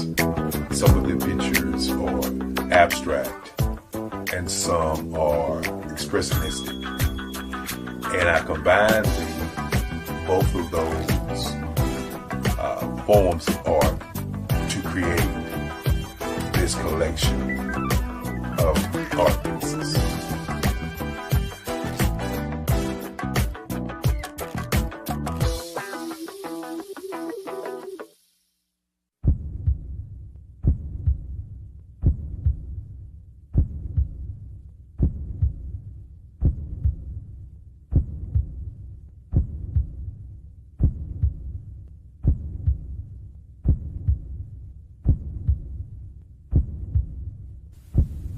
Overcomer, brilliant, ambitious, motivated, awesome. Obama.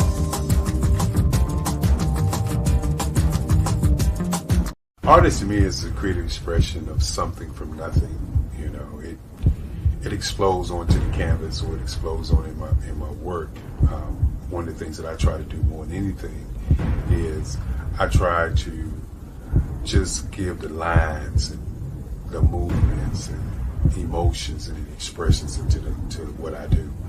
Art really means to me a chance to express how I feel deep down inside.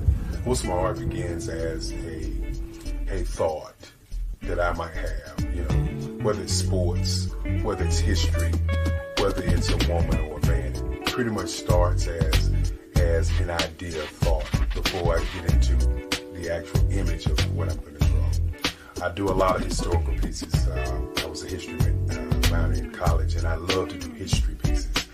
And a lot lot of times I'm thinking about history, and then I try to make that history impact you as you look at it. That's one of the reasons I do pictures so large. People ask me, why do I do pictures so big?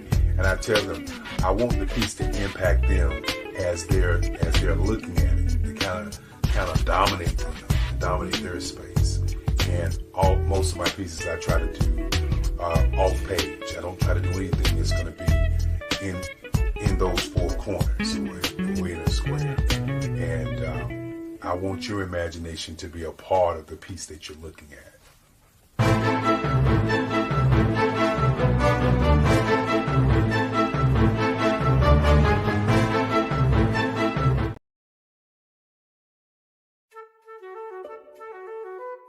This is Dr. Arnold T. Petsworth. He's the owner of Petsworth Vet World, a veterinary clinic in Hopton, Connecticut. His patients include dog, cat, frog, fish, Goldie, dog, and this alpaca. Due to doctor-patient confidentiality, we can't tell you their names. Business at Vet World was steady, and then quarantine hit. Neighbors brought new four-legged friends into their homes. Bunnies. Bunnies everywhere. Dr. Petsworth welcomed these new patients with open arms. The only problem? There were more appointments than he could manage. That's when Dr. Petsworth turned to his American Express business card, which offers spending potential that's built for his changing business needs. He decided to hire a new assistant, Julio, and with spending power built for business purchases, he used his card to furnish a new exam room. Together, Dr. Petsworth, Julio, and American Express Business made sure all the pets of Hopton got the love and care they deserved. And everyone was happy. Get the card built for business by American Express.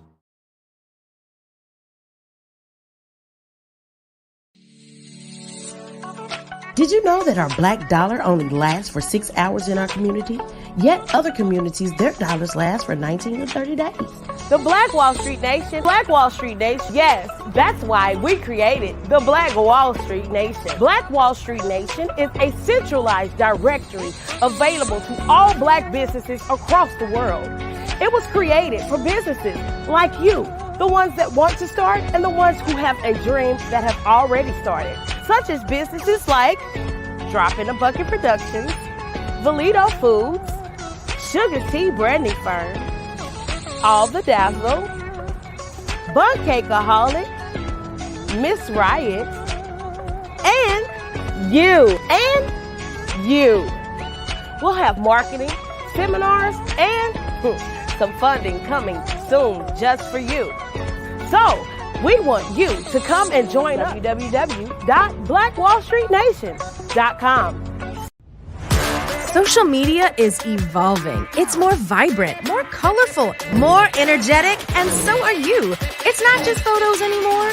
It's video, it's audio, it's subscriptions. And now, there's Fanbase, a new monetized social network. Fanbase delivers the complete native app experience with full content monetization for every user. No algorithms that shadow ban your engagement or growth, and no ads. Follow anyone for free and subscribe directly to your favorite creators for $4.99 a month. Plus, show some love by tipping on any post. Also, make a Fanbase page and monetize your content the same way. Finally, connect with your followers by posting the amazing content you already create. And now, get paid for it. It's time to energize and monetize, because everyone's a fan of something, and everyone has a fan base. I was born in a little village on the island of Haiti. Many deadly diseases pounded me. It is as if they were on a mission to end my existence on this earth. I refused to give up.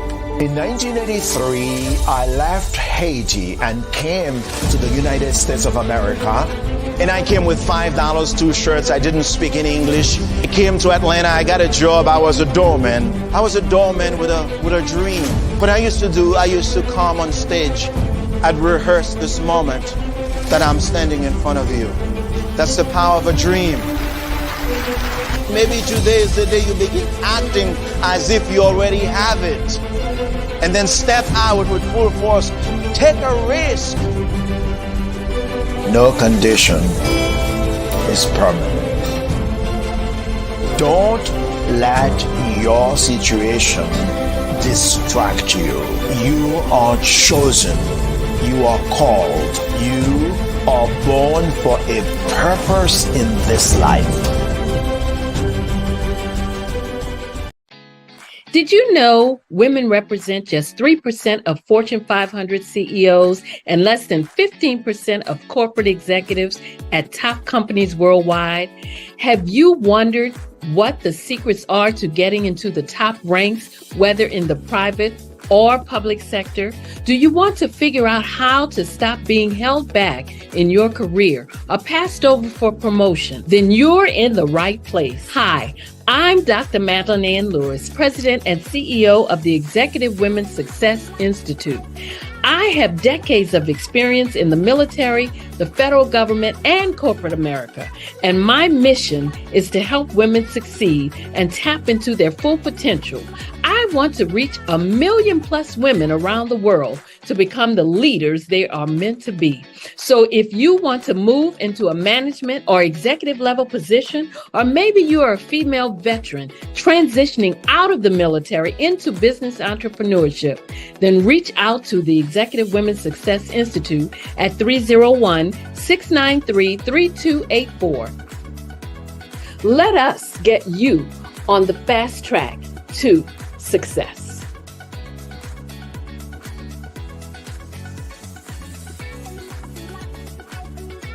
5-Star BDM, Brand Development Masters, is a professional consulting and advisory group keenly focused on business development services for the small to mid-sized business and entrepreneurs. Although every business is unique, they often share business development challenges that can be addressed through smart branding. Services include process improvement and operations, digital strategy and transformation, business intelligence, digital marketing, and personal branding. Our business and personal branding company has helped a number of professionals and organizations to optimize and grow. This results in more business, more opportunities, better reach, positive outcomes. Visit www.5starbdm.com today to learn more.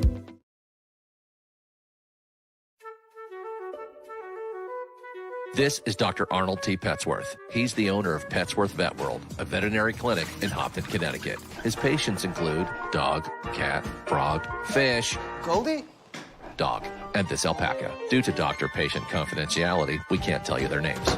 Business at Vet World was steady, and then quarantine hit. Neighbors brought new four-legged friends into their homes. Bunnies. Bunnies everywhere. Dr. Petsworth welcomed these new patients with open arms. The only problem? There were more appointments than he could manage. That's when Dr. Petsworth turned to his American Express business card, which offers spending potential that's built for his changing business needs. He decided to hire a new assistant, Julio, and with spending power built for business purchases, he used his card to furnish a new exam room. Together, Dr. Petsworth, Julio, and American Express Business made sure all the pets of Hopton got the love and care they deserve. And everyone was happy. Get the card built for business by American Express. Phenomenal Tanya T. Wise, who is here from the great state of Maryland. Tanya, welcome and thank you for being with us today. Can you indulge our audience a little bit and tell them just a little bit more about who you are and what it is that you do? Well, I love being able to talk to people and have a magnetic attitude, being able to just show them. So I always like to say, level up is Coach at Tanya T. Wise here. So can you tell our audience, just give them a teaser about what your presentation will be about? So my philosophy is that we should all be living our dream life. So tomorrow I'm going to talk about how you start living your dream life. What are some of the things that you thought about in your childhood that you just kind of let go and dormant? Wow. And I want to reignite that and just give you some pointers and some tips, some tools, some strategies to be able to start living your best life now. And guess what, Rhonda? And leave an inheritance for your legacy. Oh my goodness. Okay, I know that's resonating with a lot of people. I've heard that you have a dynamic coaching program. Can you tell us a little bit more about that? Absolutely. So our coaching program help people that have the lack of time, that lack strategies, and lack the confidence to go after their dream life. So we help them implement tools, we help them implement strategies, as well as give them resources so that they can live their best life now and leave that inheritance. Wow. Oh, I love that. I love the leave the inheritance part. Listen, you are dropping some major nuggets, and I know a lot of what you're saying is resonating with a lot of people, but I think we're all curious. How did you even make this transition into the speaking and coaching arena? What's the story behind this? So I started out in finance, and I realized that a lot of people don't necessarily go after their dream life because of the lack of finances or the education behind finances. But it wasn't until I lost my firstborn, my only son, that life changed for me. And where I was going after it all, living the corporate life, hit my 6-figure income and living in my dream house with my dream man, driving my dream car.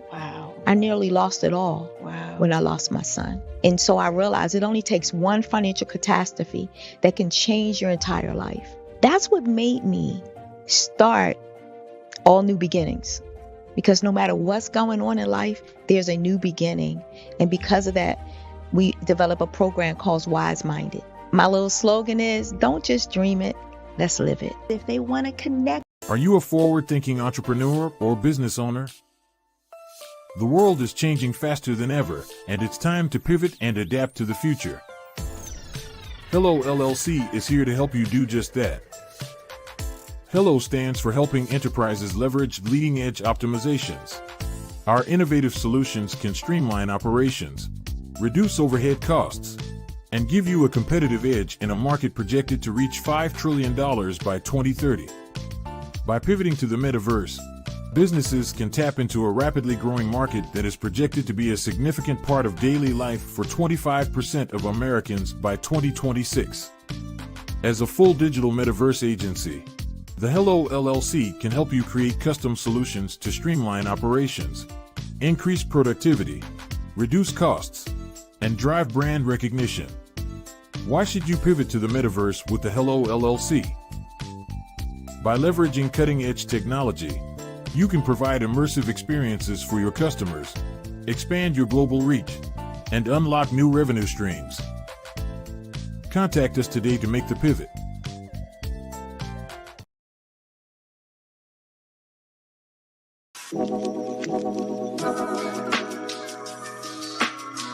The African company and the African CEO is making a conscious decision to bring on someone external to the continent versus bringing on someone who is from Ghana or Kenya or South Africa. And so the skill sets of the people that we take through our executive leadership training program and ultimately on the placement, obviously have to be extremely high caliber. So what we look for are corporate executives at the vice president to C-suite level, as well as Black entrepreneurs.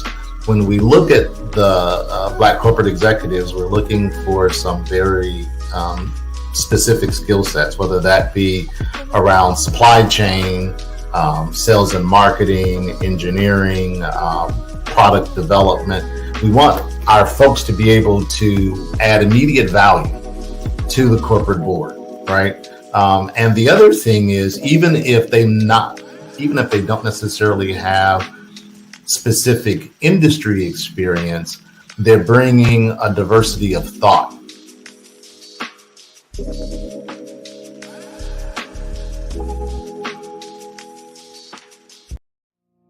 Did you know that approximately 333.34 million businesses exist today, according to a report from 2021?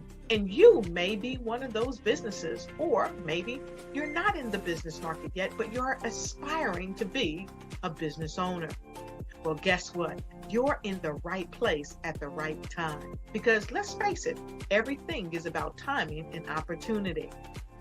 Hi, my name is Dr. Lotus Richey, and I'm the CEO and founder of the Lotus Richey Coaching and Consulting LLC, along with the Lotus Richey Ignite Show.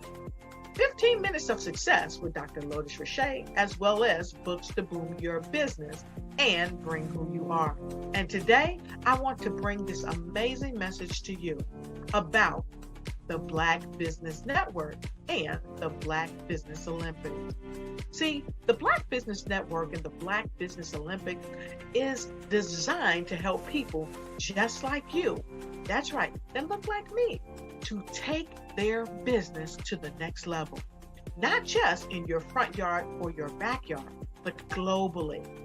The Black Business Network and Black Business Olympics is designed not to just help you survive, but to help you thrive.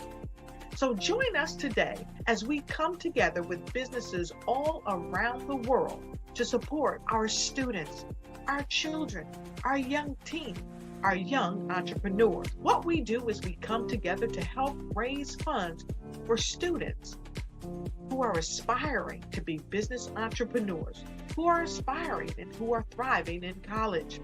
We endow them with a wonderful opportunity to gain scholarship of either a laptop or several thousands of dollars.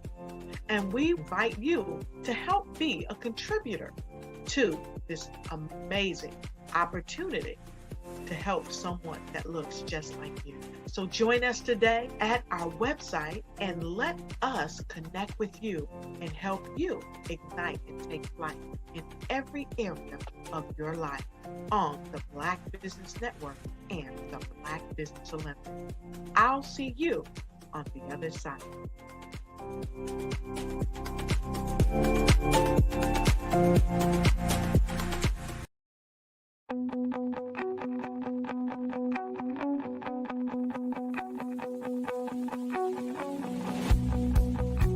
I am Black Business. From the moment I wake until the time I sleep. Yes, I am Black Business. I am Black Business. Tell me, are you Black Business? I am Black Business. Do you support Black businesses? Listen, I support Black business because I am Black Business. Black Business Expo, one of the largest business showcases in the history of Black business in the world. The world! Sign up today at www.blackbusinessexpousa.com or call 919-308-9090. I am Black Business.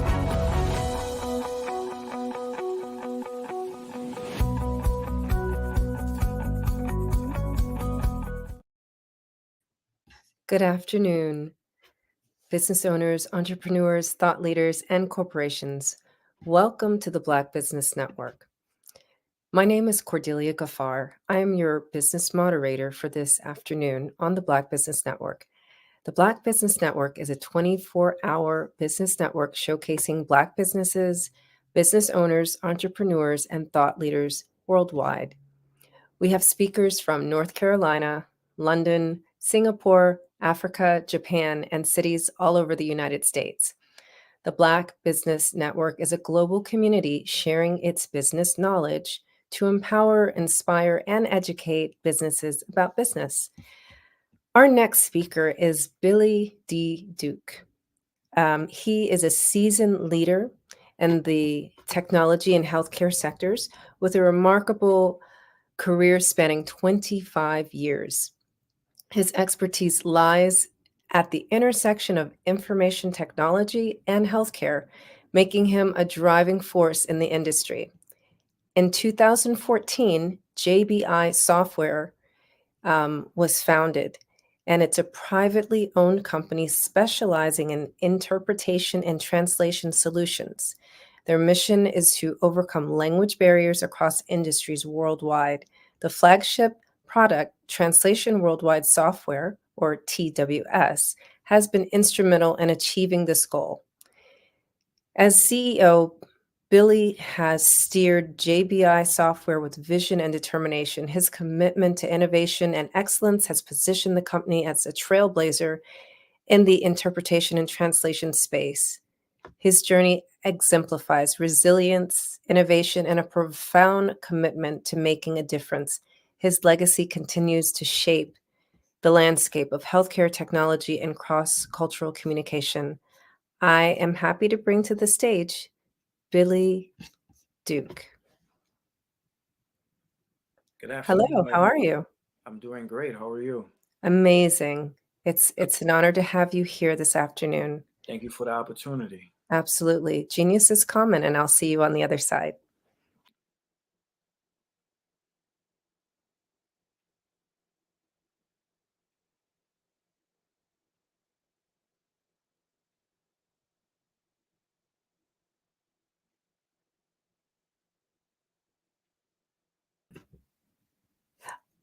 I'm sorry, you can begin your presentation if you have one to share. Dr. Kelly stated that we're just going to have a dialogue. Oh, okay, absolutely. Sure. So I'm really intrigued. I would like to know more about how you came to find this interpretation and translation solution. Well, my background, I'm Haitian and Panamanian. So as a child, I had to translate for both sides of the family. My grandparents had to take them to the doctor. My mother, she was also hearing impaired, so in one of her ears, so I had to go with her to the doctor's appointment. So as a kid, I was always an interpreter slash translator, but it was challenging because I didn't know the medical terms. So fast forward in 2010, I got into the healthcare IT space, being a project manager for various EHR, EMR companies.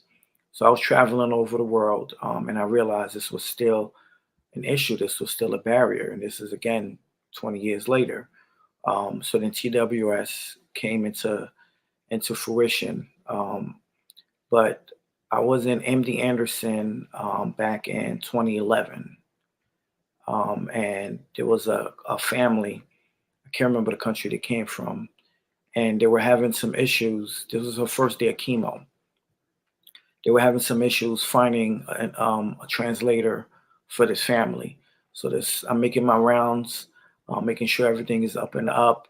And I'm like, this is my third round, and this family is still having a problem. So I said, what's going on? They said, hey, we don't have someone that can assist her. Today's the first day of chemo. She's going to have to come back tomorrow. Mm. So that devastated me because, my mother passed away of cancer. And again, she was LEP, which is limited English proficiency. Mm-hmm. So it bothered me. So I did some research. I tried to get a vendor to come on site. I was going to pay for it out of my own pocket. But unfortunately, because they're not on the vendor list, they can't just allow anyone to come in and provide a service. So that evening, I went back to my room and I said, hey, you know what? I got to come up with a solution in TWS. And what TWS does is it directly integrates with the EMR EHR. It's 500 languages. We have 1,200 certified medical interpreters on our team. It provides you the transcription, audio, and video of the encounter. So there's no in both languages. So the dialogue is transcribed audio, video in both languages. So when you go home, your family member, spouse, kids want to say, hey, how was the doctor's appointment today? You're able to show them the transcription. You can print it out, or you can log into the EMR EHR via my chart, and you can pull up the information, download the audio and the video. So let's slow down a little bit. A couple of things, right? So there's an integration with my chart. Yes. So our APIs are open, and we are now the only solution on the market that fully integrates with all the EMR EHRs. And we have a full utility pattern on it. There's other solutions out there that interfaces, but they don't integrate. And for those who may be viewing and listening and are not familiar with what any of those softwares are, just share with people what is my chart and why this is very important that it's integrated. Well, my chart is basically that's the software that the EHR, which is the electronic health records. So all hospitals, clinics are currently using the EHR. whether it's Epic, Allscripts, Cerner, Meditech, eClinical Works. They all use an EHR, and basically it's where you store the patient's information, the history, the vitals, everything medical related to that patient. So often it's tough to have an integration with a lot of these EHRs, EMRs. But I was fortunate enough to actually work for a couple, so I knew the back end, so I knew the exact APIs that I had to create and make sure that they were open in order to allow the integration to happen. As I just mentioned, a lot of companies, they do what's called an interface, but it's not a full integration. And our full integration is directly into the EHR, into the progress notes. So now the doctor or the nurse, clinician, the staff of the hospital don't have to go back and type that note in. It's already transcribed into the note section and it's saved. So important. That's so important. And I just really wanted to bring that to the forefront because, I mean, right now I'm just using my chart for my kids and we don't have any like serious issues, but that's just, having that history and not having to worry about whether or not, someone who's supporting you, maybe financially, who can help you in your family, can read the information. So important. So I want to also go back a little bit to your story. I'm just so curious. So you must speak Spanish, right? You're Panamanian. Correct. And is it French and Creole or just Creole? It's Creole. The French I lost a little bit, but Okay. it's there. I mainly understand it. So I Mhm. might throw some English, some French, and some Creole from time to time. But the Creole is a little bit more better. French, I would say 40%. Creole, I'm at 75% right now. Yeah. Yeah, I would imagine. And then ASL maybe, no? Correct. A Okay. little bit. I learned the basic because obviously once I got involved in creating the solution, I had to, learn some basics. So when I need to communicate, um, I'm able to. But I'm also working on a sign language component, and I can speak about it because obviously we have a patent where when the sign language is done, it automatically transcribes an audio response back to the physician. So when I do the sign language, it's going to transcribe it. I'm using AI and machine learning, and then when the doctor speaks, the avatar will do the sign language back to the patient, but it also transcribes and audio records that sign language. So if somebody in your family who doesn't understand sign language, they're able to read it and able to actually hear it in an MP4 format. So that's something that one of our features that we're currently working on, and I should have that on the market available in June. Wow. That's really like groundbreaking because that's like a whole When you market, population, right, in itself. And so I'm really curious about that though. Like I want to know the machine learning, how close is the translation? You know what I um, mean? right now we have it. Well, for TWS right now, our accuracy is at 96%, and the For reason sign why. language as well? No, not sign language, Okay. but for the translation, it is not at 96% because what we did was we incorporated all the EHR terms and all the Mm-hmm. medical terms into our data set. So Okay. Google Translation, I believe they're at 81 or 83%. Don't quote me Mm-hmm. on that, because they're just translating. But in translation, within translation, you need translation. So if it doesn't understand the terminologies, it's not effective. So I learned from Google's, I don't want to say mistake, but from Google's um, solution. And I said, I need to add the EHR, EMR terms, and I need to add the medical terms. And that's exactly what I did, and which was very helpful because that's why we were able to get a full utility patent. So for the AI machine learning ASL, right now we're testing it. So right now we at 62%, and I'm Okay. not going to release it until I'm above 90%. So I'm working on it. It's the data sets, it's the APIs. It's a lot of work. I can imagine. And I was listening to you tell the story and you were like, I went home and I made a solution. I'm just like, wow, you're a genius. You you know, I'm sure it took like much more than a night to create the beginning of this. It did. In the beginning was challenging. My background has always been into IT, but mainly on the support side. Like, I did help desk. I was a manager for the desktops, so hardware at one point, but I wasn't a developer. I wasn't a coder. Hmm. So the first company that I went to took off with my money, and I said, you know what? I went to India, and it didn't work out too well. So the next best thing for me to do is what? I went, I learned Create on my your own. own. So Yeah. I went, I took classes, I learned how to code, I learned Java, I learned Python, I learned about APIs, which was extremely important. I learned about WebRTC because we do use WebRTC, and at the time, WebRTC was still brand new.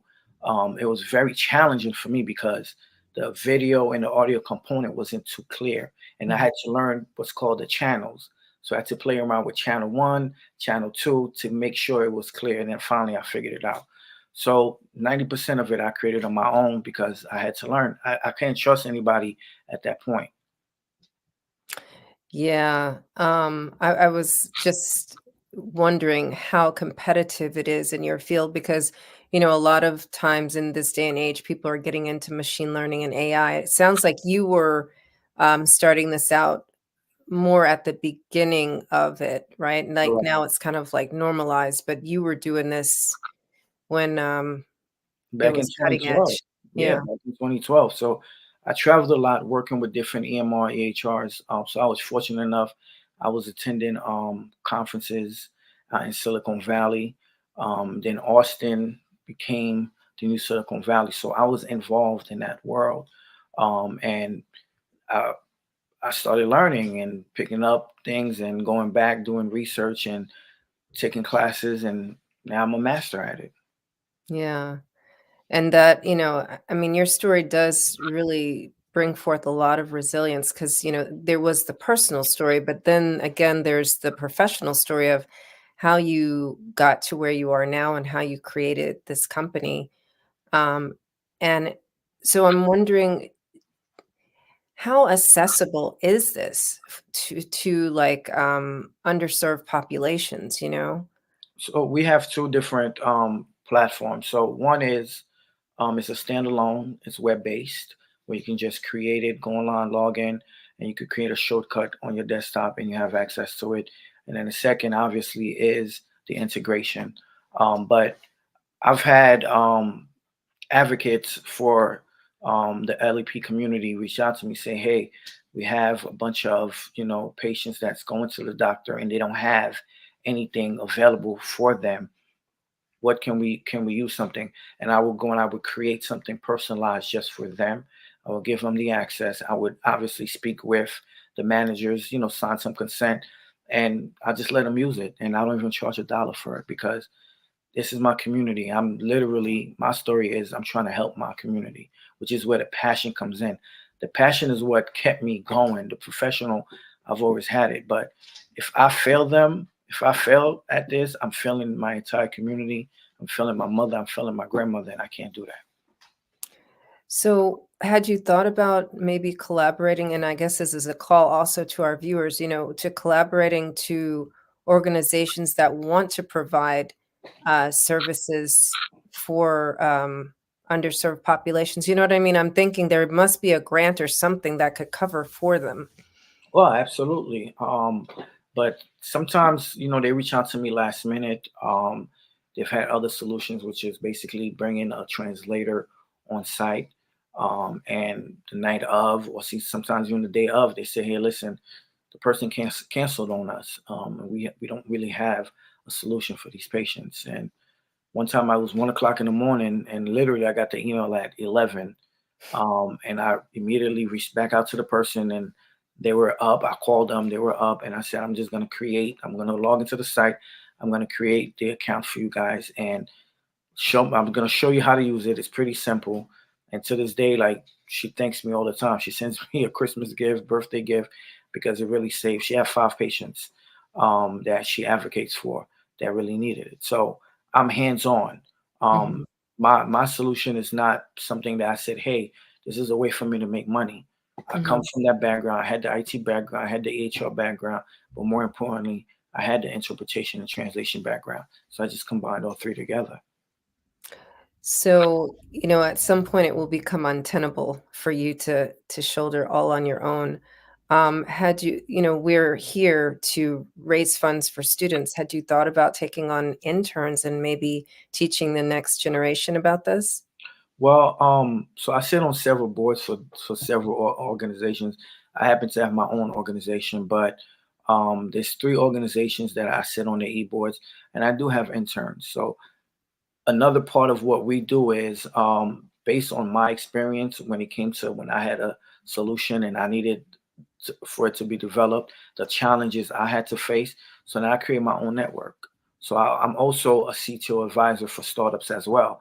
So when they Okay. come in, they have an idea. We just think, okay, I have an idea. Let me just reach out to the developer. But there's a whole process in between. You need a product owner. You need a project manager.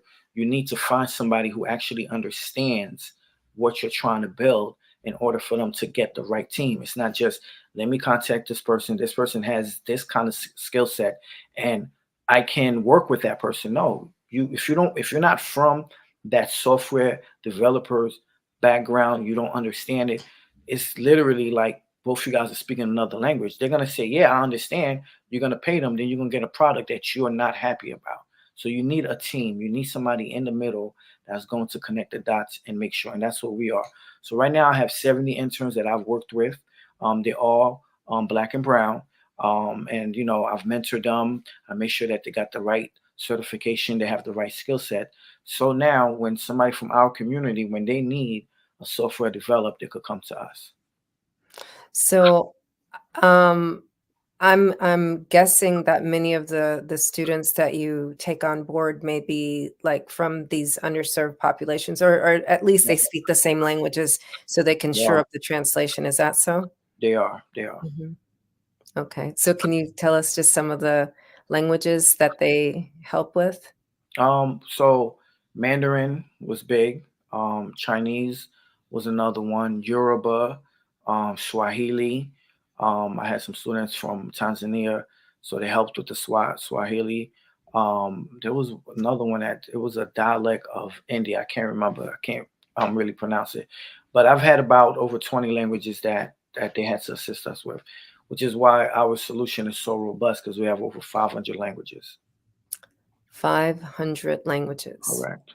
Wow. And Okay. it also picks up your dialect. So if you can't let us know what language you speak, once you speak into TWS, it will narrow it down. It will say on the screen, are you speaking this language from this country? You're able to see the name of your country. You can say, yes, this is my country, India or China, and then we'll narrow it down and then we'll get the translation to be correct. Right. Like down to the province. Correct. Correct. And Wow. dialects is different. Your Spanish from Panama versus your Spanish from Mexico, it's different. Yeah. So, and that makes a big difference. I mean, and even the Creole in Haiti is different from the one in Guadeloupe. And It's in Martinique as well. yeah. Correct. 100%. You're right. Yeah. You're And right. the French changes, I guess, from continent to continent as well. Yep. So that's really amazing that that you came up with this and that you've gotten the integration. Are there some other integrations that you're looking to bring on board as well? Oh, not at the moment. As we pivot to other industries, then there's going to be, some other integrations. But for now, the focus is healthcare. Because Mhm. for the past, I want to say 12, 13 years, that's where, that's the industry I've been focused on. But legal has reached out to me as well. We recently completed a pilot with New York City for DEP, which is the Department of Environmental Protection. So they have when they go on to the people's homes, the language barrier becomes a problem. So we did a pilot with them. It was a very successful pilot. So now we got to come back to the table to see how we can implement it and what that cost is going to be. So we venture into different industries. Yeah, but I mean, healthcare really continues to be a prevalent problem, because we have also immigrants coming, right, from war-torn Yep, countries yep. who need really critical care, And so I'm wondering, how many lives have you really saved? I mean, potential just is astronomical, I'm sure. I mean, for me, it's like going to the doctor is something that a lot of us would frown upon. Nobody's excited going to the doctor. I'm being honest. Yeah. And the more challenges you have, the more difficult it is for you to actually attend. And I could tell, I have so many stories to where, I realized the importance of what I was actually, building. Like I said, I'm hands-on, so I go on site, I interact. I want to make sure that I'm providing a service that's effective. I'm not just putting something on the market just to have something on the market. How can I make this better? So I'm on top. Often a lot of CEOs, they're just CEOs and they just have a product, but they're not technical. They're not an interpreter. They don't understand the EMR, EHR. So I go on site. I ask questions. How could this could have been a better experience? And I take the notes. I'm not sending somebody out there. I can do that easily. That's not a problem. I want the experience myself, because if I get the experience, then I'm gonna fully understand how to solve it. Versus having a meeting with somebody, they're telling me what went wrong or what the patient said. No, let me go out there and meet these patients. Let's talk. Let's have a conversation. And so that brings to mind, I'm wondering how close your translation is, like in terms of bringing in the personality and the personal compassion and everything. It's not. I mean, of course, it has to have the clinical terms, Right. but for I'm thinking in terms of the doctor talking back to the software so that the patient is receiving it. So is there an element of a bedside matter, I guess is what I'm asking. Well, you see it in both languages. You see it Mhm. in the doctor's language and you see it in the patient's language. But we do have, again, this is what allowed us. One of the things that allowed us to get the patent was it's both options. It's a real-time interpreter, virtually like you and I are doing now, and then there's the AI machine learning computerized translation. So when you choose the real-time component, you get that bedside manner, you get that compassion, you get that, experience of real experience. Because a lot of times the doctors give the patients the option: do you want the real time or do you want the machine? And 62% of the time, they go for the real time interpretation. And we do have a privacy glass. So if you don't want this interpreter to actually see you, we can put up the privacy glass. So it's like a privacy screen. Oh, wow. Yeah. Okay, so there really is a lot of thought and personal. 100%. Yeah, that's amazing. So is there anything that it cannot do? Um, Cannot solve world hunger. Not yet. Okay. Not yet. I'm working on it. I'm trying to find an API for that. That's a good one. That would be amazing because as we're laughing and making a joke about it, one of the main things that cause healthcare problems is nutrition, right? I agree. And so having some information in there, and I think this would help the doctors as well because they are not really educated on nutrition itself. No. So just at some point, maybe we can't change the way they educate doctors, but we can change the way we educate the patients. I agree. I Yeah. agree. I'm working on I have a startup. She reached out to me. I met her at a conference, so I've been helping her. And I can't really say too much about what her product is, but it's definitely in regards to that. Getting the information. It's not just information. So part of the app is finding the right food to eat, organic. So it's not just because a lot of problem is we find stuff to eat, but is it healthy for us? That's one of our biggest concern. So she's vetting these vendors to make sure that they are providing nutrition, to the community, and it is community based because our community we have high blood pressure, we have diabetes, all these things that we suffer from. So she's targeting that.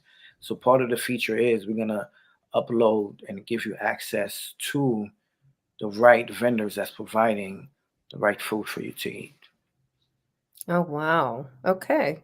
So you are actually literally working towards solving. That's why I laugh. I made a joke of it, but Yeah. we're working on it.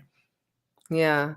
And to be clear, when we think of world hunger, we think that that's the absence of food. But like in the United States, we are the most well-fed, malnourished people in the world.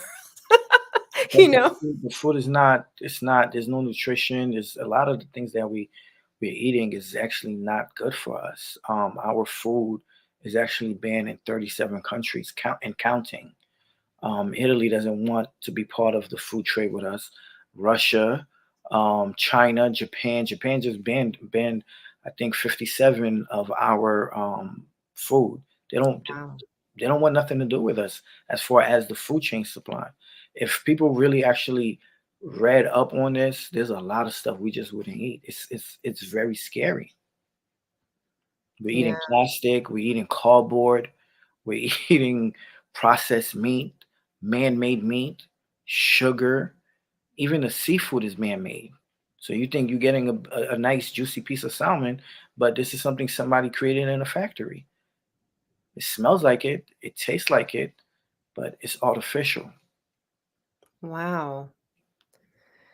So we go all the way from, just being able to actually talk to our doctors about how to, about our care plan to really sourcing actual food that has no fillers in it. That's 100% food that's good for the body. So, well, congratulations on everything that you've created and like all of the pending patents. Thank you. Thank you. I appreciate it. Yeah. Yeah. So I'm also wondering, you said that there's a lot of different organizations where you're on the boards of. Is there any one in particular that you would like to bring to light? Um, yes, there's one called the MCJ Foundation, Mhm. which stands for Marie Carol Jumicia, which was my mother who passed away of breast cancer in 2003. And my focus is providing support, whether it's emotional support. I don't want to use the word mental health. Emotional support. We give scholarships. We certifications. We train these kids. We mentor them. But it's to provide to be a resource to Black and Brown kids who lost a parent to cancer, like myself. So I have a lot of different partnerships, but it's within our community. I'm from Brooklyn, so a lot of the kids are from Brooklyn as well, but tri-state. And then I'm gonna venture off, but that's the one that I'm more. I don't. What's the word I'm looking for? More willing to speak about because it's dear to me. So it's part of keeping my mother's legacy, but it's also helping kids like myself who lost a parent to cancer, and I had to navigate through that myself, and it was very challenging. So I wanted to be a resource to somebody like myself. There is a Billy Duke out there who's going to be going through that, who's currently going through that, and I just want to help them. Yeah. Wow. That's also very inspiring. So what percentage, I am curious, like what's the percentage of children under the age of 10 who lose a parent to cancer? There's a lot. I can't say I know that percentage, but right now I could say I have 6 of them. 6 of them, and I have a team, so it's a little challenging to kind of steer them. So the 12 and up, they're a little bit more easier up to whatever age. I have somebody who's 25, and they Mhm. lost they father to cancer that now I'm mentoring. But the typical age would be from 10 up until a young adult. But the younger, like I said, I have 6 of them now. That it's like I said, it's challenging for us, but we're gonna make it work. Yeah. So what kind of resources do the younger kids need that you don't have access to yet? I would say more financial resources. Um, I just had to do a clothing drive, and it consists of basic things like socks, underwear, t-shirts that these kids actually needed. Now that the parent that they had is no longer here, they had to care of a family member, and it's only but so much a family member can do. Promise you the world, we're gonna take care of you, we're gonna have your back. But there's nothing better than having your parent taking care of you. So we had to do that. We had to do tour drive some of these kids. Christmas wasn't gonna be great for them because they just lost a parent, and now there's no there's no money to buy them toys. Mhm. Um, Another thing, part of my foundation, what we do is we also do provide life insurance. So we'll pay for the life insurance, we pay for the monthly premium, but we own a percentage of the life insurance. So when something happens to a family member, parent, we'll pay out a certain percentage of it, but the foundation actually owns the life insurance. So that's another way we help, we assist as far as make sure that something happens to you, that child has, whether it's a college fund or some sort of fund that they need to start life. But more importantly, your medical bills, your funeral expenses are taken care of because you don't want to leave that behind and your family member have to take care of that, and we have to put up a GoFundMe for you. Yeah. So I sit down with you, we'll work out a plan. Like I said, the foundation, we pay the monthly premium, so zero money out of your pocket. But there is an agreement to where the foundation owns the life insurance and it will pay you out a percentage when that time comes. And that's good, for the children and for the families. And also, I'm guessing by the foundation being on the life insurance, it prevents that clause about pre-existing condition. Because I Correct. guess you're finding about the condition, and that's yeah. Correct. Correct. Okay, that is magnificent. Thank you so much for what you're doing in the world. I'm And just a person. I'm just and it's like I said, for me, it's literally just finding ways to help out my community. And anyone who's from Brooklyn will know they see Billy. I'm outside. I'm in the community. I'm in Brownsville. I'm in East New York. I'm out there talking to the kids because I'm from Coney Island. I come from that background. But Mhm. growing up, it was always either you're gonna play ball or you're gonna rap. Which route are you taking? Yeah. Ball, rap, or sell drugs. Those were the only options that we have. So when they see somebody like myself come, and I'm from the neighborhood, and I have the respect of the neighborhood, I'm Mhm. able to tell them, "Hey, I'm a CEO. I have my own company, and this is the things that I'm doing, and you guys can actually do the same." Mhm. Yeah, and then, your work speaks for itself because you have, so many families that have benefited. So, you came to play ball, I literally. yeah. And I bought I bought a whole bag full of balls just in case something happens to that one ball. I'm ready. Yeah, yeah, I see that. You're like, "I'm gonna solve all the problems for all of us forever." Our community, because I'm passionate about that. We need help, and I'm not gonna sit here and lie to you. We do. Yeah. Well, thank you so much for being here on You're the Black welcome. Business Network today, and, Thank you for having me. absolutely, please come back and, please share again. Thank you. And I'm on LinkedIn, so if anybody wants to reach out to me, it's Billy D. Duke on LinkedIn. I'm not one of those people who don't accept invites. I know how some folks feel about accepting an invitation because you just never know whom you're going to, connect with. So I'm very open when it comes to connecting. Thank you for that. I'm sure many people that have watched this will wanna connect with you, either to support your organization with donations or to actually, you know, partner with you and see how they can augment what you're already doing. Thank you. I appreciate that. Reach out to me, guys. I'm here. Absolutely. Well, thank you for being here today, Thank and you. Genius is common. We'll see you on the other side. Thank you so much for having me again. Our pleasure. So, thank you everyone for being here on the Black Business Network today. Um, we're here. The Black Business Expo's mission is to raise funds for high school seniors going to college or K through 12 entrepreneurs.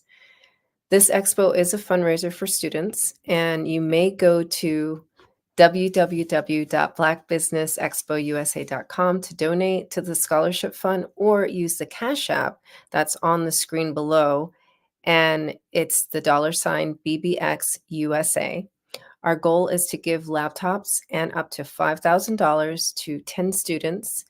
Students can register online also at www.blackbusinessexpousa.com. And every dollar counts. So we want to remind you to donate to the scholarship fund. And we also would like to thank our Black Business Expo USA sponsors for the month of March: NC 100, Moody Capital Partners, Suede Soul, Lotus Rocher Coaching and Training, Carolina, Virginia Minority Supplier Development Council, Step Management, Barbara H. Smith, LLC, Margie McLean Foundation, Inc., Genius is Common, Earth Essentials, Malaine Cheney Global, Executive Women's Success Institute, The Quality Coaching Company, Superwoman Business Services, Creative Force Studios, Lee Entertainment, Artistic App Design, Black Business Expo USA. And remember, genius is common, and I'll see you on the other side.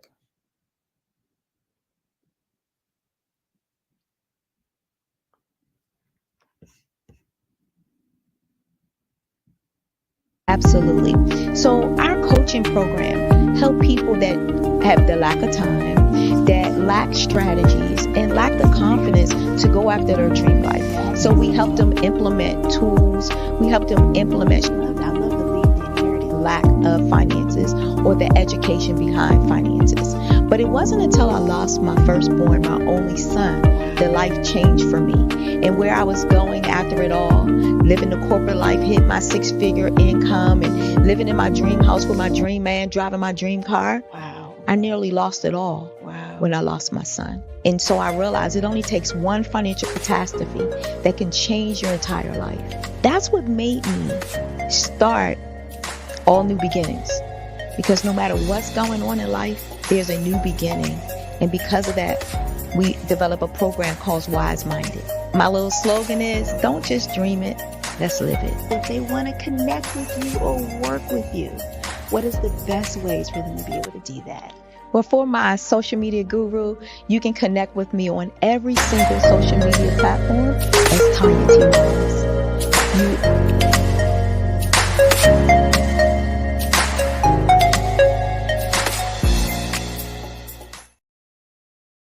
Follow the Brand TV broadcast host, Grant McGaw, as he visits with top executives and entrepreneurs to find out their secrets of success with their personal brand. Follow the Brand TV broadcast host as he focuses on brand development to build better relationships, bring value to your business, relationships, and career. You will enjoy listening to each episode that is tailored to speak to you directly. If you're looking for this type of clarity in terms of building your brand, you have tuned into the right station. Each episode will help you to shape a conversation in the 5-star BDM network of 20,000 professionals and become a springboard for your corporate engagement and business opportunities. Each guest will frame their story in the areas of personal branding, business development, career development, financial empowerment, and technology innovation. Grant McGaw explains why he is the CEO and owner of his own professional career. Grant is an accomplished business leader and entrepreneur who wants to give back to individuals to grow their personal brand strategy. Tune in as he weaves his story about new possibilities, while to you exceed expectations. If you love storytelling, this show will make for fun.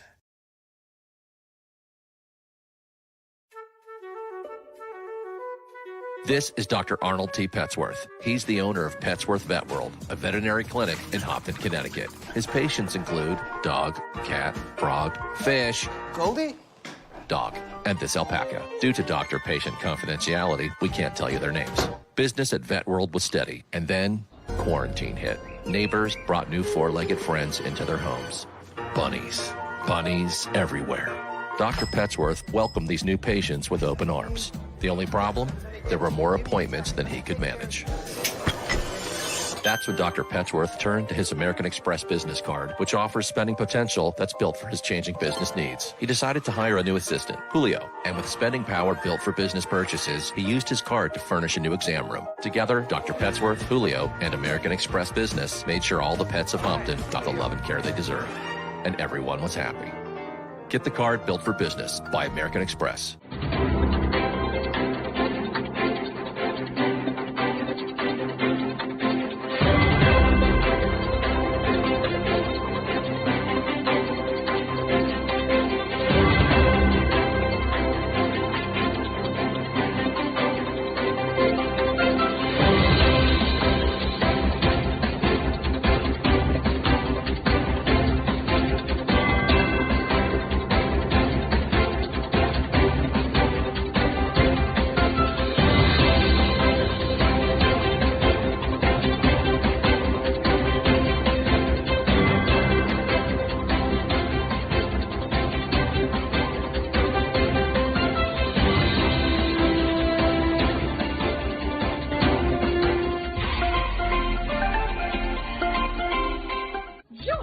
Dr. Eric Kelly III and a host of phenomenal speakers from all around the globe for this 7-day virtual event that you don't want to miss.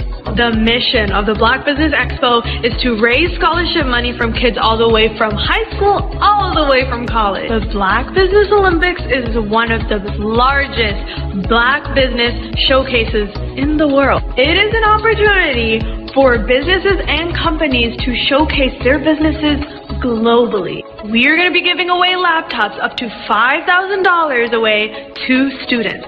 Again, I'm Olivia Appleberry, the founder of 2 Cents Finance and one of the speakers for the expo. I am so excited to see you there. For more info, go to www.blackbusinessexpousa.com or call 919-308-9090 and hope to see you there.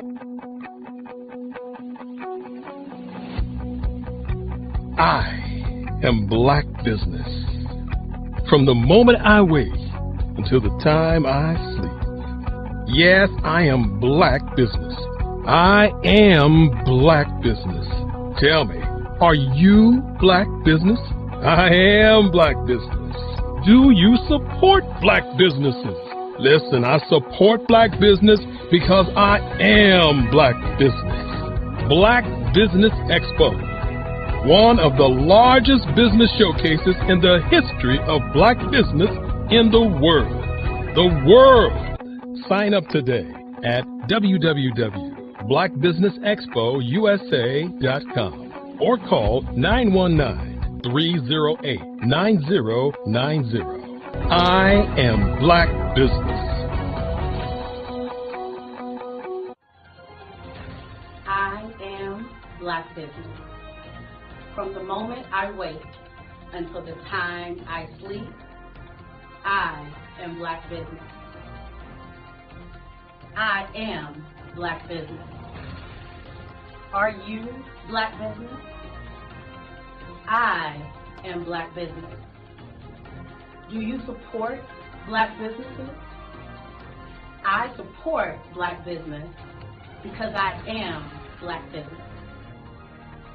Black Business Expo, one of the largest business showcases in the history of Black America in North Carolina. Join Dr. Eric Kelly III and a host of phenomenal speakers from all around the globe for this 7-day virtual event that you don't want to miss. The mission of the Black Business Expo is to raise scholarship money from kids all the way from high school, all the way from college. The Black Business Olympics is one of the largest Black business showcases in the world. It is an opportunity for businesses and companies to showcase their businesses globally. We are going to be giving away laptops up to $5,000 away to students. Again, I'm Olivia Appleberry, the founder of 2 Cents Finance and one of the speakers for the expo. I am so excited to see you there. For more info, go to www.blackbusinessexpousa.com or call 919-308-9090 and hope to see you there. I am Black Business. From the moment I wake until the time I sleep.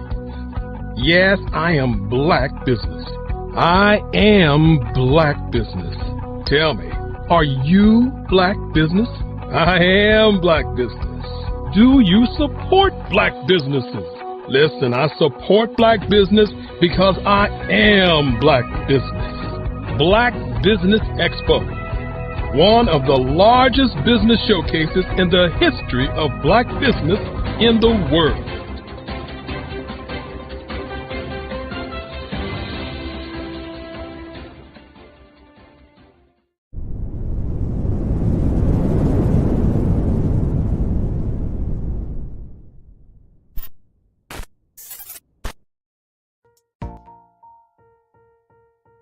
Have you ever seen a parent stressed out and needed a stress reliever with their child?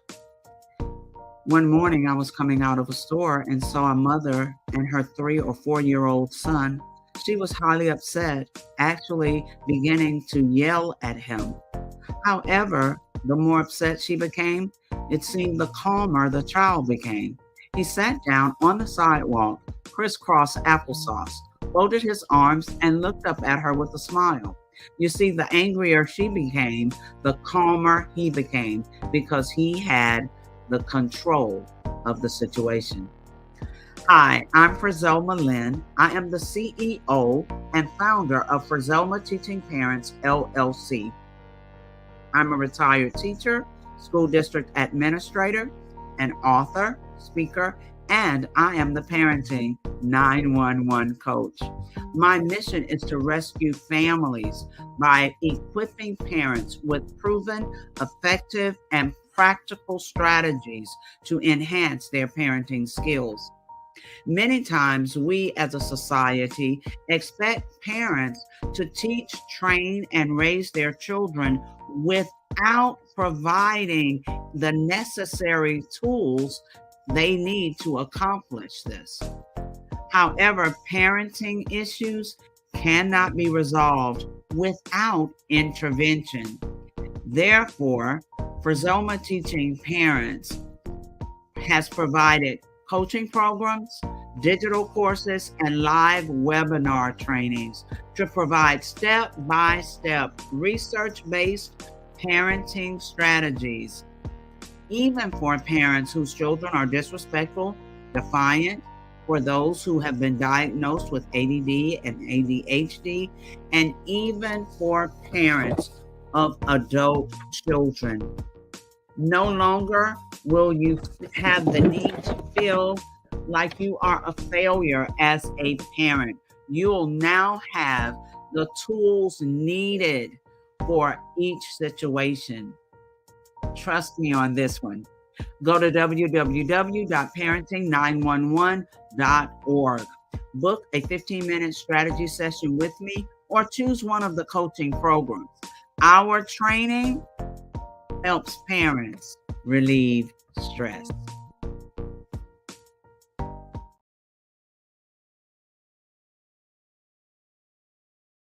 Are you a forward-thinking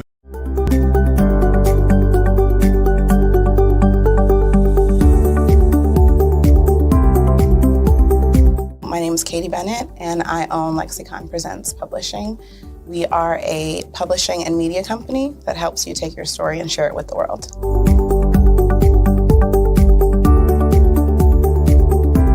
for a while, I just had my family telling me to just hang it up, get over it, and I had no support. And it was in your program that I really understood the necessity for having that help, having that support. And so now I actually feel like a CEO as we scale, as our clientele changes, as my company is opening doors for other people to, take care of their families. It's just completely changed from just a mom who was publishing books.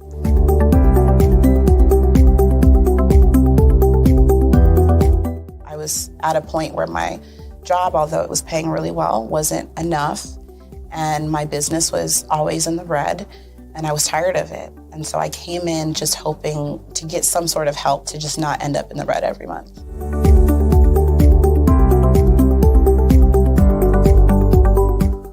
Ooh, wow. Okay, so there was one in particular, I cannot remember his name, but he asked me, he said, why are you in business? And I told him that I wanted to make a difference and I want to help my community. And he let me ramble on for a while. And then when I was done, he was like, okay, all of those things are great. They make you a humanitarian, not a business owner. And he was the one who told me, he's like, you have this great service and you're offering it at like a great value price. So to someone like myself, we don't know that we're going to get the value of what you're actually bringing. And so that gave me the confidence I needed to raise my price. It gave me the confidence to go after my actual client that I actually prefer to work with. And it really just changed everything for me. I don't think without him kind of giving me that push, I don't think I would have gotten to this point or position.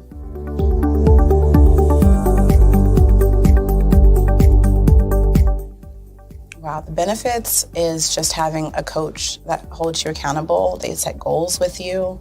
That's been my favorite part. She has amazing experience, and so she brings her strategies and her ideas, and she helped me narrow down, what services I actually wanted to offer, how I could actually continue to offer it, how many clients at one time could I have.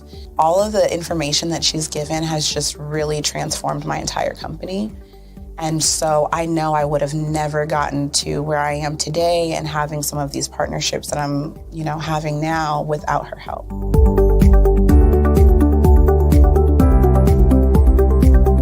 You're going to get information that you're not going to find on YouTube. You actually take the time to strategically give us the information, then give us time to actually apply it. I would also say that so that you're not just out on a ledge alone trying to figure this out. Like, you deserve to be in a community with other people who also want to grow their business. And then finally, the biggest thing I think I took away from CMET was that I had a whole office in Longwood, I still do, and at the time I had not paid my business tax receipt. I didn't know that was something you had to do. So that was like one of the first couple days of information, and I'm like, oh my gosh, let me go get that together right now. So I'm really glad that, CMET was there for myself, and, anybody else who has the opportunity, they need to do it.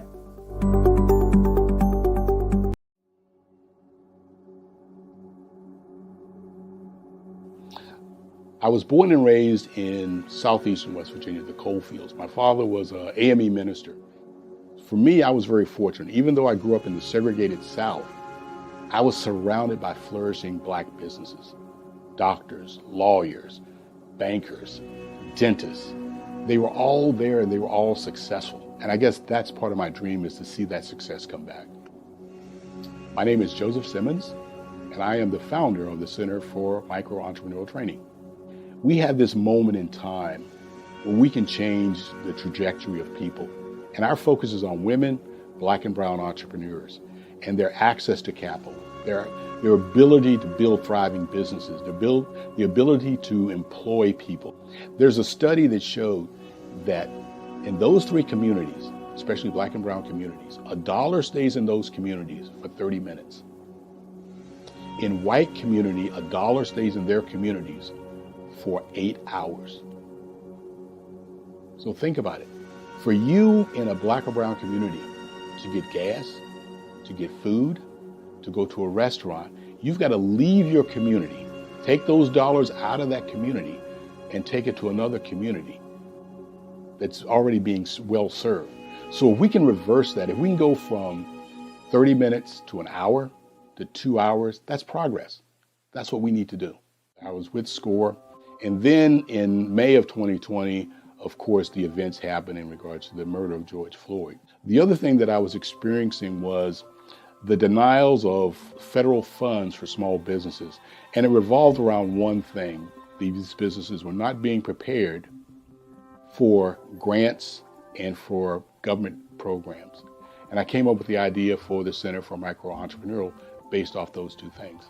Morgan Stanley had a report out in 2020, first quarter, and it talked about there were 3 groups that were massively devastated by COVID-19 on their business. That was 1, women, number 2, Black, and number 3, brown entrepreneurs. The research showed that they had less cash on hand, they had less opportunity to go into a bank and get money, and they were very dependent on family and friends to keep their business up and running. If we can focus on those 3 groups, then we can have a dramatic impact on our communities. Really, the focus is on 3 areas. And those 3 areas are 1, the people, number 2, the courses, and number 3, a support network. Here at CMAT, we will provide you with the fundamentals for generational success. And you will be creating a vibrant community by attending our 5-day immersive training course.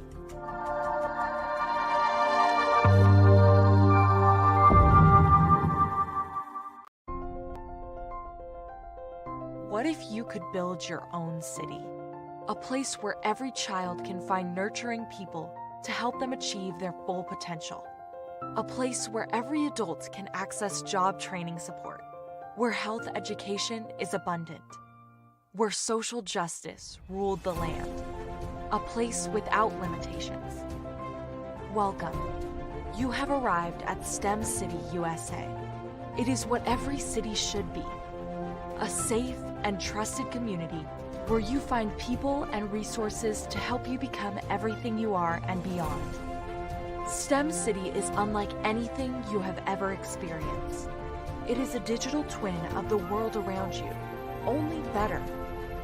STEM City is about energy and soul renewal. It is more than a digital world. You can almost feel the power of live cultural events, music, and theater. STEM City promises a better future for children with caring mentors and hands-on activities with dedicated tutors to support our youth. STEM City is your passport to a healthy lifestyle with weekly events addressing our community's many issues. STEM City is your financial well-being with helpful information on wealth management, career advancement, job training, and so much more. STEM City is the community you deserve. It is the city where your dreams can come true. STEM City USA, a place in the sky that is accessible to all who reach for the stars.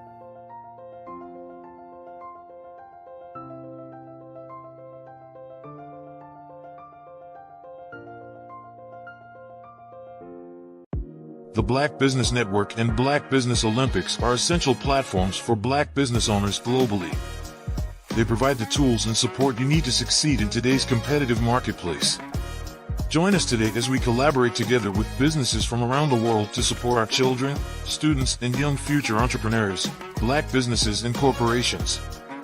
We raise funds for students going to college and young entrepreneurs who are aspiring to be business owners, and we invite you to be a contributor today.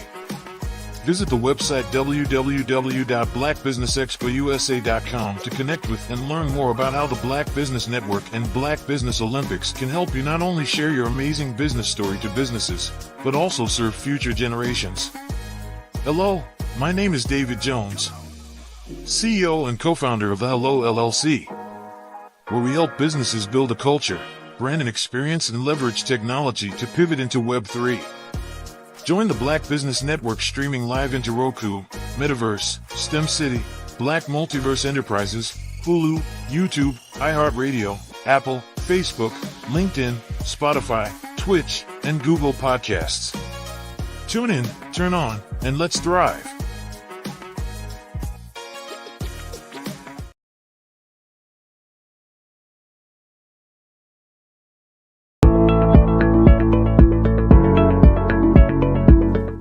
prepare for what's coming and dominate in economic winter.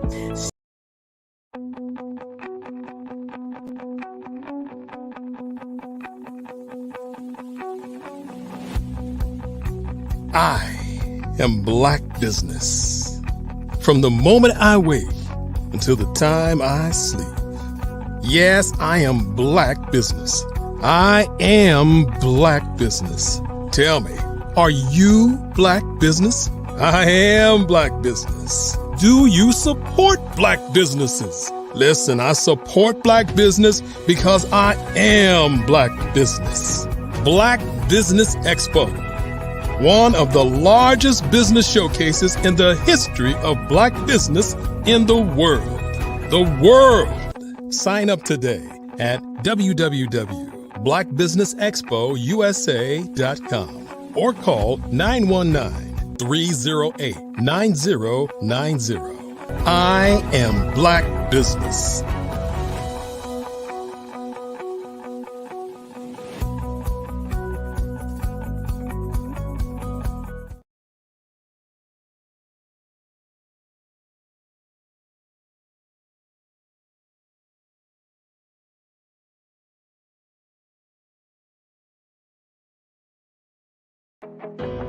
I am Black Business. From the moment I wake until the time I sleep, I am Black Business. I am Black Business. Are you Black Business? I am Black Business. Do you support Black businesses? I support Black business because I am Black Business. Black Business Expo, one of the largest business showcases in the history of Black business in the world.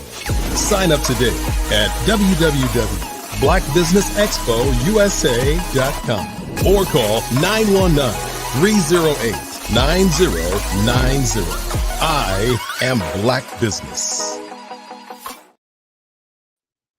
Good afternoon, business owners, entrepreneurs, and corporations and thought leaders. Welcome to the Black Business Network. My name is Cordelia Gaffar. I've been your business moderator for this afternoon on the Black Business Network. The Black Business Network is a 24-hour business network showcasing Black businesses, business owners, entrepreneurs, and thought leaders worldwide.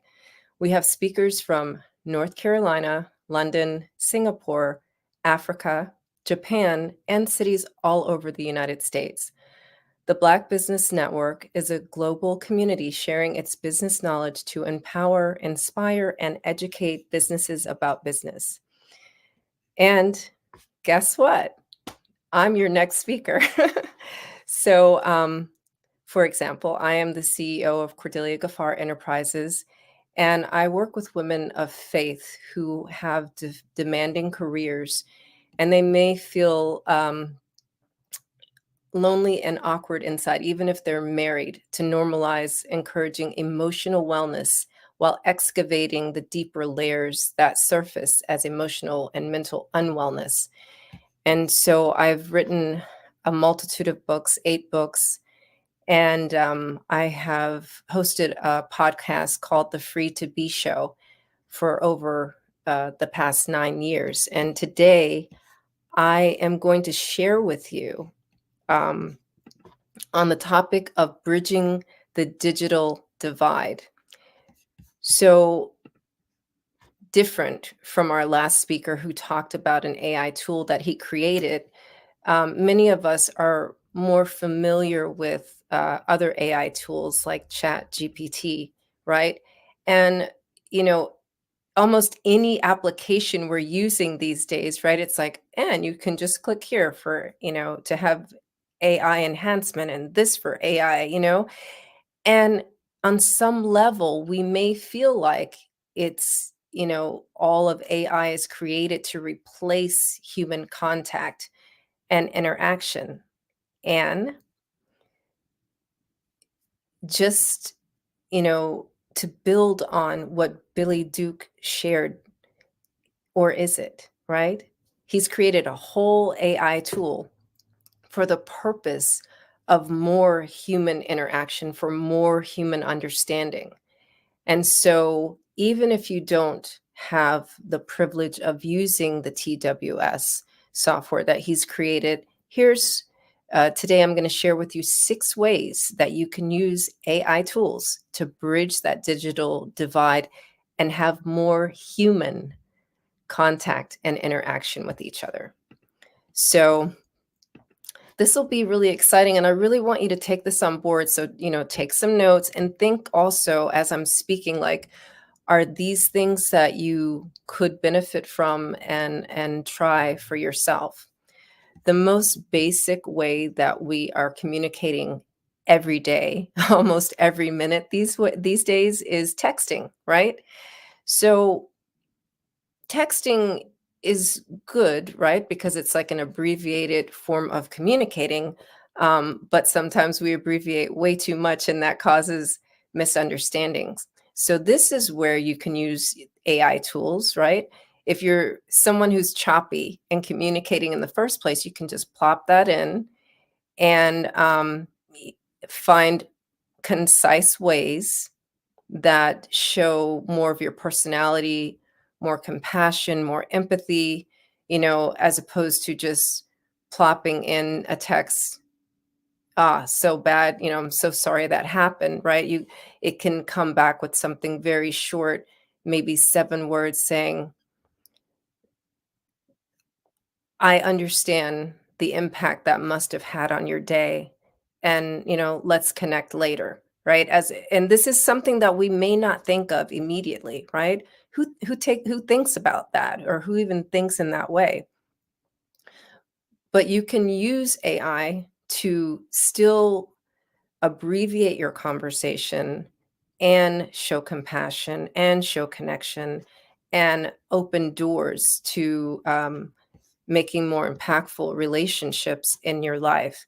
And it helps you, the best part is you still get to be very respectful and concise at the same time. So we want to think of AI as ways to build bridges, and not so much as ways to pull us apart.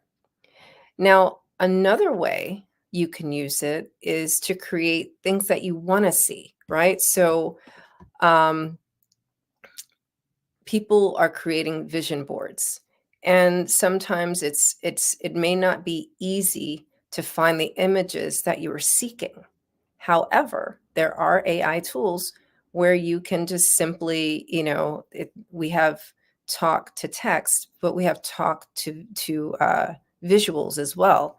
So you can, say that you would like to, see. Let's not necessarily say something like a beach house, but we'd like to see ways to create more understanding and more connection, on my team, my sports team, or my team at work. And you can actually create visuals for you to look at. And here's the thing about the way the brain works. The more you look at something, right, it helps to enhance your ability to connect the heart to it and visualize what it feels like to have that in your life. And that can actually shift your heart, which will shift the way you are behaving and create that type of connection in your life and in your world in general. So you can use AI tools to literally change what you see. And actually, another way, I'm thinking about vision boards, but just in this moment, another thing came to my mind. Another way you can use it, there are AI tools that will change your social media feed, right? How often do you get into your social media? This happens to me, right? And I'm just like, I don't want to see, people talking about whatever it is. And so what I'll usually do is unfollow the person that's creating that content, right? That cleans up my feed, but there are actual tools that you can use, and you can just program it and tell it what you would like to see in your feed. And so that changes your inputs throughout the day. And one of the things I talk about a lot is inputs, right? Because what you see, what you hear, it creates what you're feeling. And when you feel a certain way, it affects your mental health. And throughout the day, just think about how many times you pick up your phone and you're scrolling, and you may, maybe see one through every 6 scrolls, right? You see one thing and it just shuts you down emotionally, or it affects you mentally, or it changes the way you feel about humanity. And it doesn't have to. It doesn't have to do it in a negative way. It can do it in a positive way. It can open your heart to humanity. It can open your heart to possibilities. It can open the way you think and change your way of being and your belief systems. So you can be in control of that just by changing your social media feed.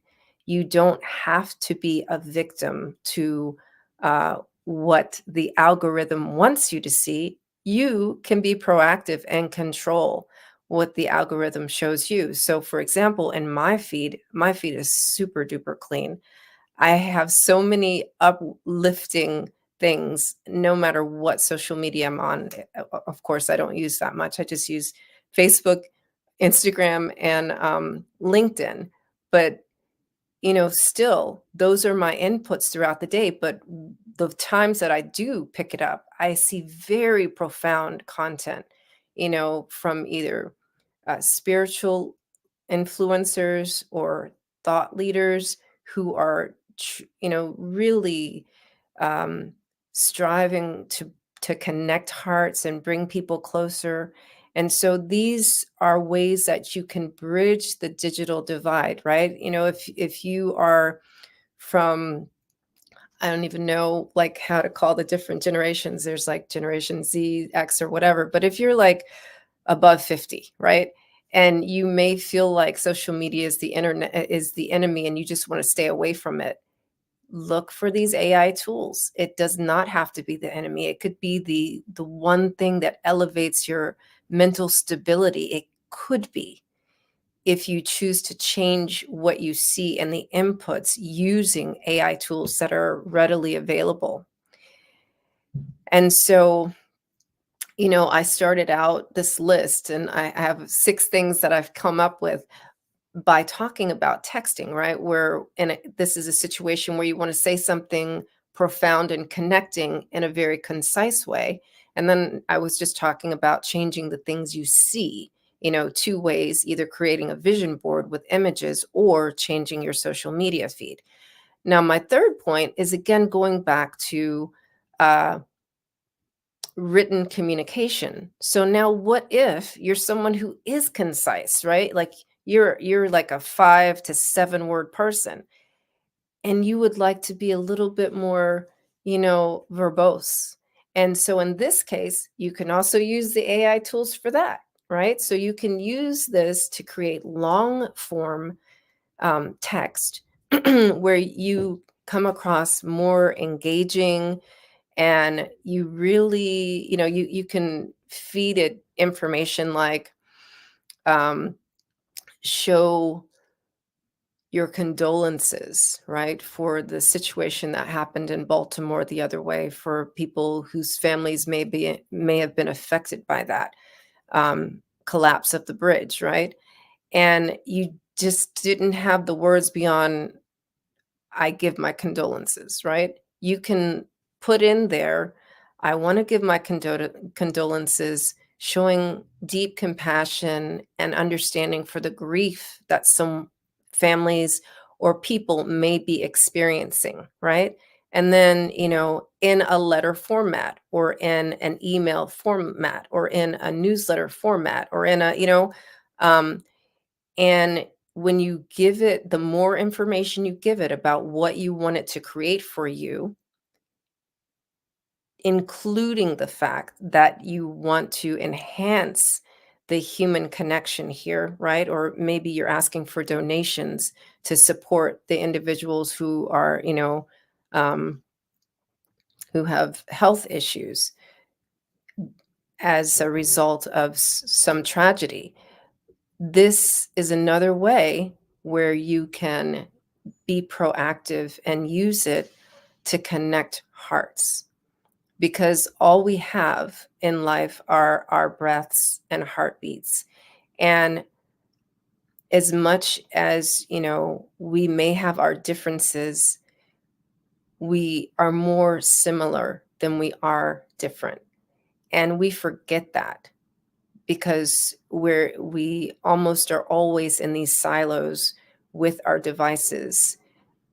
And why not use these tools? That's all they are. They're tools. Why not use the tools that we've created to make our lives easier, to make our relationships deeper, to make our humanity more connected, and to create more understanding. And there's so much misunderstanding. There are people that reach out to me all the time. And you may have experienced this too if you're on LinkedIn. People will come into your inbox and they want to sell you something. And to be fair, right, and to stay on topic, they may actually be using these AI tools that I'm talking about.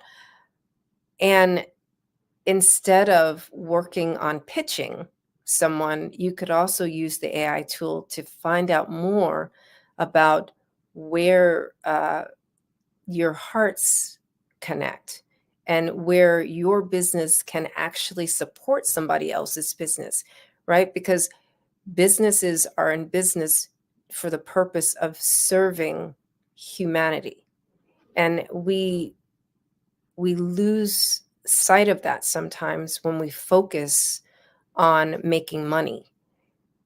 And so the cycle goes in such that you serve with your humanity. And through that, you make a connection. And through the connection, you understand the needs and the requirements of another human. And then you can see how you can benefit them. And perhaps it would even be an opportunity to make money, you see? So this is another way that we can use the AI tools to support our businesses, which we have to remember the purpose of our businesses. And I am going to continue to highlight Billy Duke here because what he has created is just remarkable, right? Underserved populations not having access to healthcare, or having access to healthcare, but because of a language barrier, cannot actually truly benefit from it. And so in the end, he's providing a service that, yes, it will make him money, but he's serving humanity on a deeper level, on a heart-connected level. So there are AI tools out there for you to do the same in your capacity, in your business, and your endeavors in life. And so that brings me again to my fourth point, which is you can use the AI tools, right, to figure out what are the best gifts for cultural events outside of your culture. For example, today's Good Friday. Christians know that, and probably non-Christians know that too. But did you also know that this is the 19th day of Ramadan, right? So Ramadan is first of all, Muslims are on a lunar calendar. So that's how this is the 19th day of Ramadan and the 29th day of March. And during the month of Ramadan, Muslims fast during the daylight hours. It's a dry fast, right? That means no liquids or solids during the day. And at the end of this 30-day period, they have a 3-day celebration, which is called Eid al-Fitr. And during Eid, it's, you can kind of think of it as an extended Christmas, right? Or I guess Easter, but like for 3 days. And you just, get to see all your friends and family, and you exchange gifts. But usually the gift that's given is to donate to charity and to help those who are in need. So we don't, we kind of give gifts, but usually it may just be like an Eid outfit to wear to the prayer. But if you're not Muslim and you work with Muslims, you may not know that, and you may not know, that you could give a gift to a Muslim, or, find out what is culturally appropriate. And, sometimes Muslims will say, could you donate that $100 to this, nonprofit organization? Because that's usually the gift giving that happens in Ramadan. And again, you wouldn't know that even if you worked with a Muslim for 5 years, sometimes, depending on your relationship. And so you can use AI tools, right? I'm using the example of Ramadan because that is what's happening currently. But there are other celebrations and holidays that are happening all year long, right? We just had Nowruz, which is something that Iranians will celebrate during the springtime. It usually happens in March. We just had Holi, which is something that Hindus, so there's all these, there's like a whole wide world out there of different celebrations and holidays. And again, to bridge that digital divide and to increase your human connection, right? And even to maybe eventually increase your bottom line, because your whole focus in your business is to increase human connection. You can use an AI tool to find out what are the best gifts or the best way to connect with people who are having cultural events outside of your own culture. So this is the fourth way that you can use AI or artificial intelligence to connect more deeply with other humans. And, I can't reiterate this enough. So what we have seen is in in the world these days, people are really declining with their way to speak to one another. And so communicating with emotion, right? Being in business doesn't mean that there's an absence of emotion. It just means that, yes, there's a systematic way of doing things. And at the same time, you have to consider that there's a human who's being affected by whatever choices and decisions we're making. So you want to, again, inform yourself on ways to use artificial intelligence that can help you to connect, not just, I guess mostly on an empathetic level. And so when we think about compassionate leadership, sometimes there's no scripts for that, right? And it's so easy to, again, just input how to give these messages. I'll give you an example. A lot of times I get emails from my children's principals at school, right, about some incident that happened.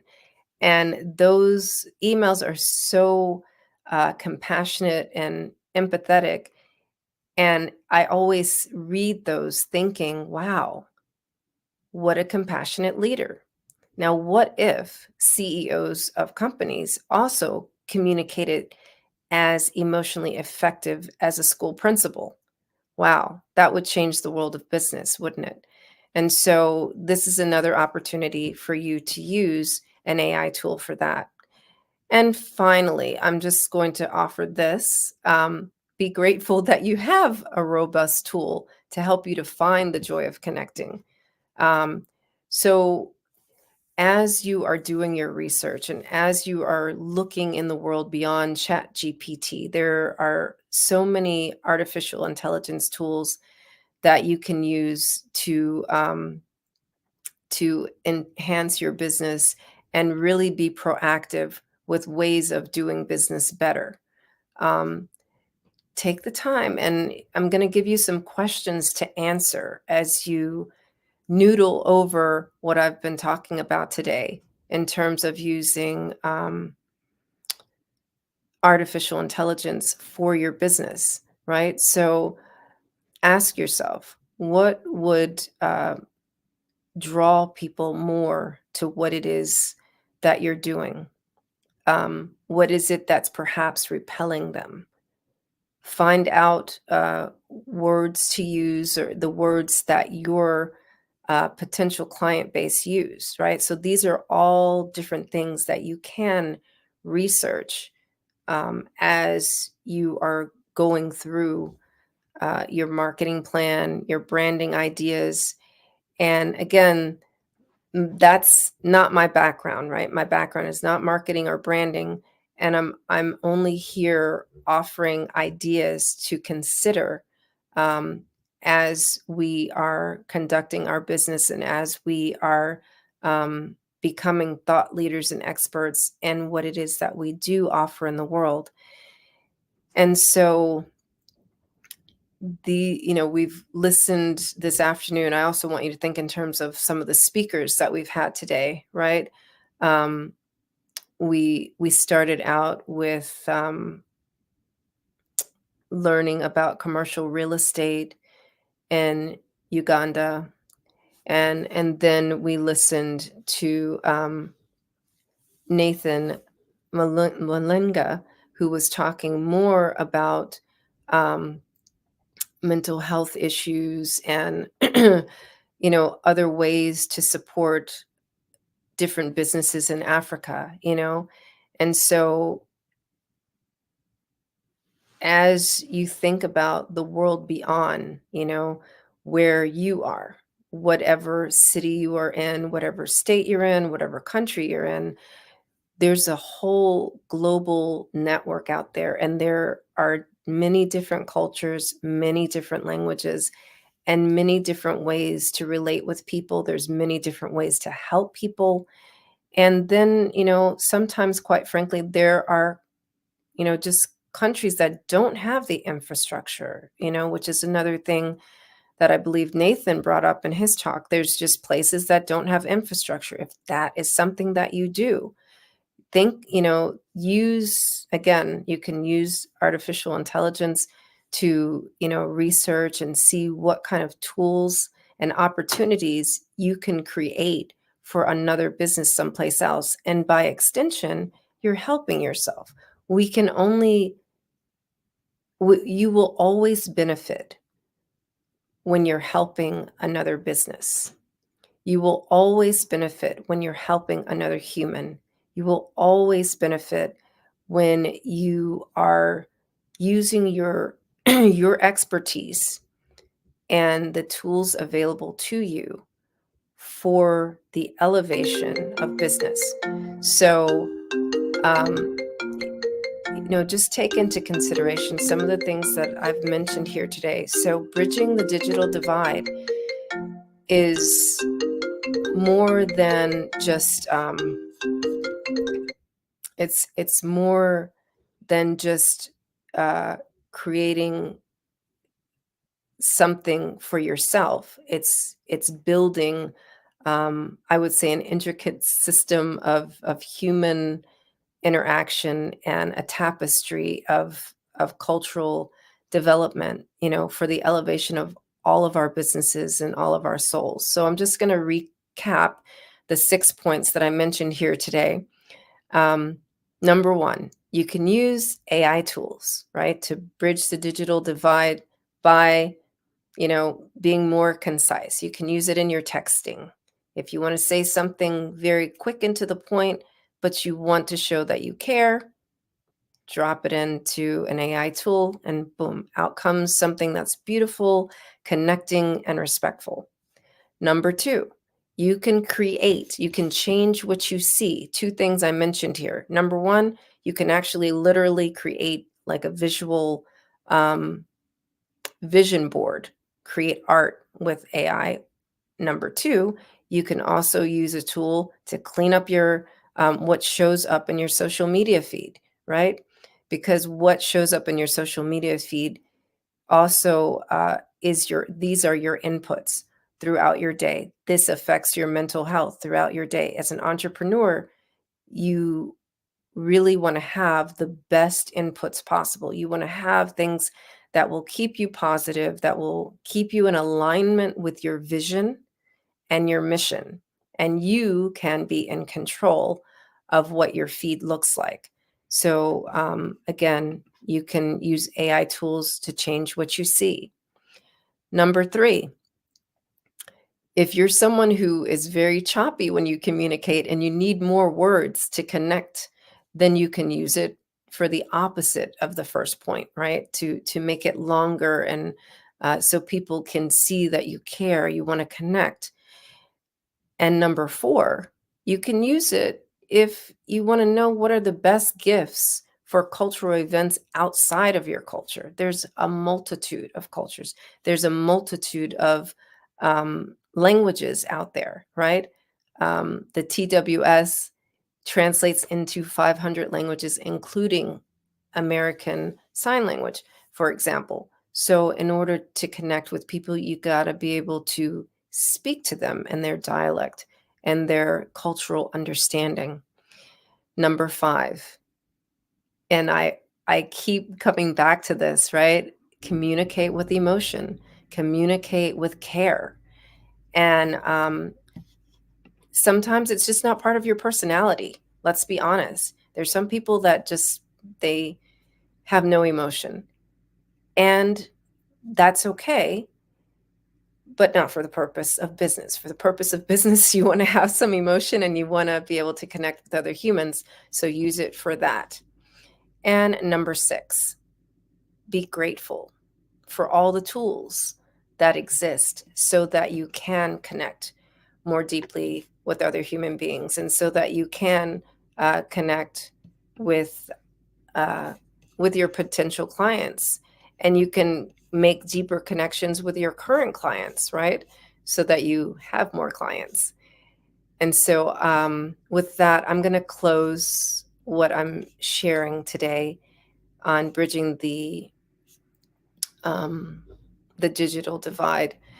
And I just want to remind everyone that we are really here, right? The Black Business Expo.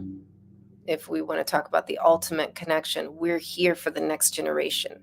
We're here to raise funds and to give $5,000 or 10 laptops to students. You can go to www.blackbusinessexpousa.com and donate. Or if you're a student and listening to this, you can register there so that you can benefit from one of those scholarships or laptops. And you want to go to, again, www.blackbusinessexpousa.com. And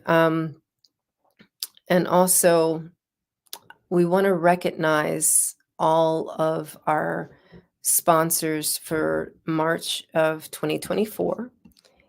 And, again, reminding you that this is about scholarships and every dollar counts. So in closing, I want to thank our sponsors, NC100, Moody Capital Partners, Suede Soul, Lotus Rocher Coaching and Training, Carolina, Virginia Minority Supplier Development Council, Step Management, Barbara H. Smith, LLC, Margie McLean Foundation, Inc., and Genius is Common, Earth Essentials, Mullane Shaney Global, Executive Women's Success Institute, The Quality Coaching Company, Superwoman Business Services, Creative Force Studios, Lee Entertainment, Artistic App Design, Black Business Expo USA, and last but not least, as we say here, genius is common. It's been a pleasure to be your moderator this afternoon, and I'll see you on the other side. Hello, I am Dr. Eric Kelly III, the visionary strategist and founder of the Black Business Olympics. I invite you to showcase your Black-owned businesses on the Black Business Network global stage. The Black Business Olympics is a global Black business network platform that propels Black-owned businesses into the international spotlight. By showcasing your business on the Black Business Olympics platform, you can reach a worldwide audience of potential customers, partners, and investors. You can also establish yourself as a thought leader and expert in your field, attract lucrative partnerships, and more speaking engagements. In addition, the Black Business Olympics platform provides a valuable opportunity to connect and collaborate with like-minded entrepreneurs and business professionals from around the world. This can lead to new business opportunities, ideas, and relationships. Finally, by sharing your story and expertise on the Black Business Olympics platform, you can inspire and empower others. This is a powerful way to make a positive impact on the world and leave a lasting legacy. If you are a Black-owned business owner, I encourage you to seize the opportunity to showcase your business on the Black Business Olympics platform.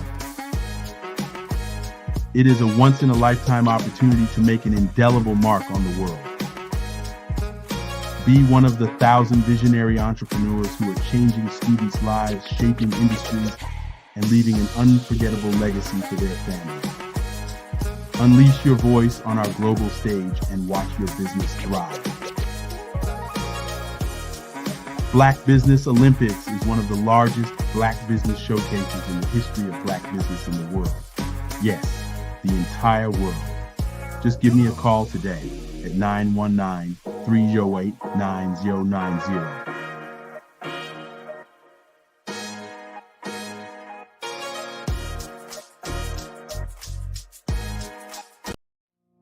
Did you know that approximately 333.34 million businesses exist today, according to a report from 2021? And you may be one of those businesses, or maybe you're not in the business market yet, but you're aspiring to be a business owner. Well, guess what? You're in the right place at the right time. Because let's face it, everything is about timing and opportunity. Hi, my name is Dr. Lotus Richey, and I'm the CEO and founder of the Lotus Richey Coaching and Consulting LLC, along with the Lotus Richey Ignite Show. 15 minutes of success with Dr. Lotus Richey, as well as books to boom your business and bring who you are. And today, I want to bring this amazing message to you about the Black Business Network and the Black Business Olympics. See, the Black Business Network and the Black Business Olympics is designed to help people just like you, that's right, that look like me, to take their business to the next level. Not just in your front yard or your backyard, but globally. The Black Business Network and Black Business Olympics is designed not to just help you survive, but to help you thrive. So join us today as we come together with businesses all around the world to support our students, our children, our young teens, our young entrepreneurs. What we do is we come together to help raise funds for students who are aspiring to be business entrepreneurs, who are aspiring and who are thriving in college. We endow them with a wonderful opportunity to gain scholarship of either a laptop or several thousands of dollars. And we invite you to help be a contributor to this amazing opportunity to help someone that looks just like you. So join us today at our website and let us connect with you and help you ignite and take flight in every area of your life on the Black Business Network and the Black Business Olympics. I'll see you on the other side.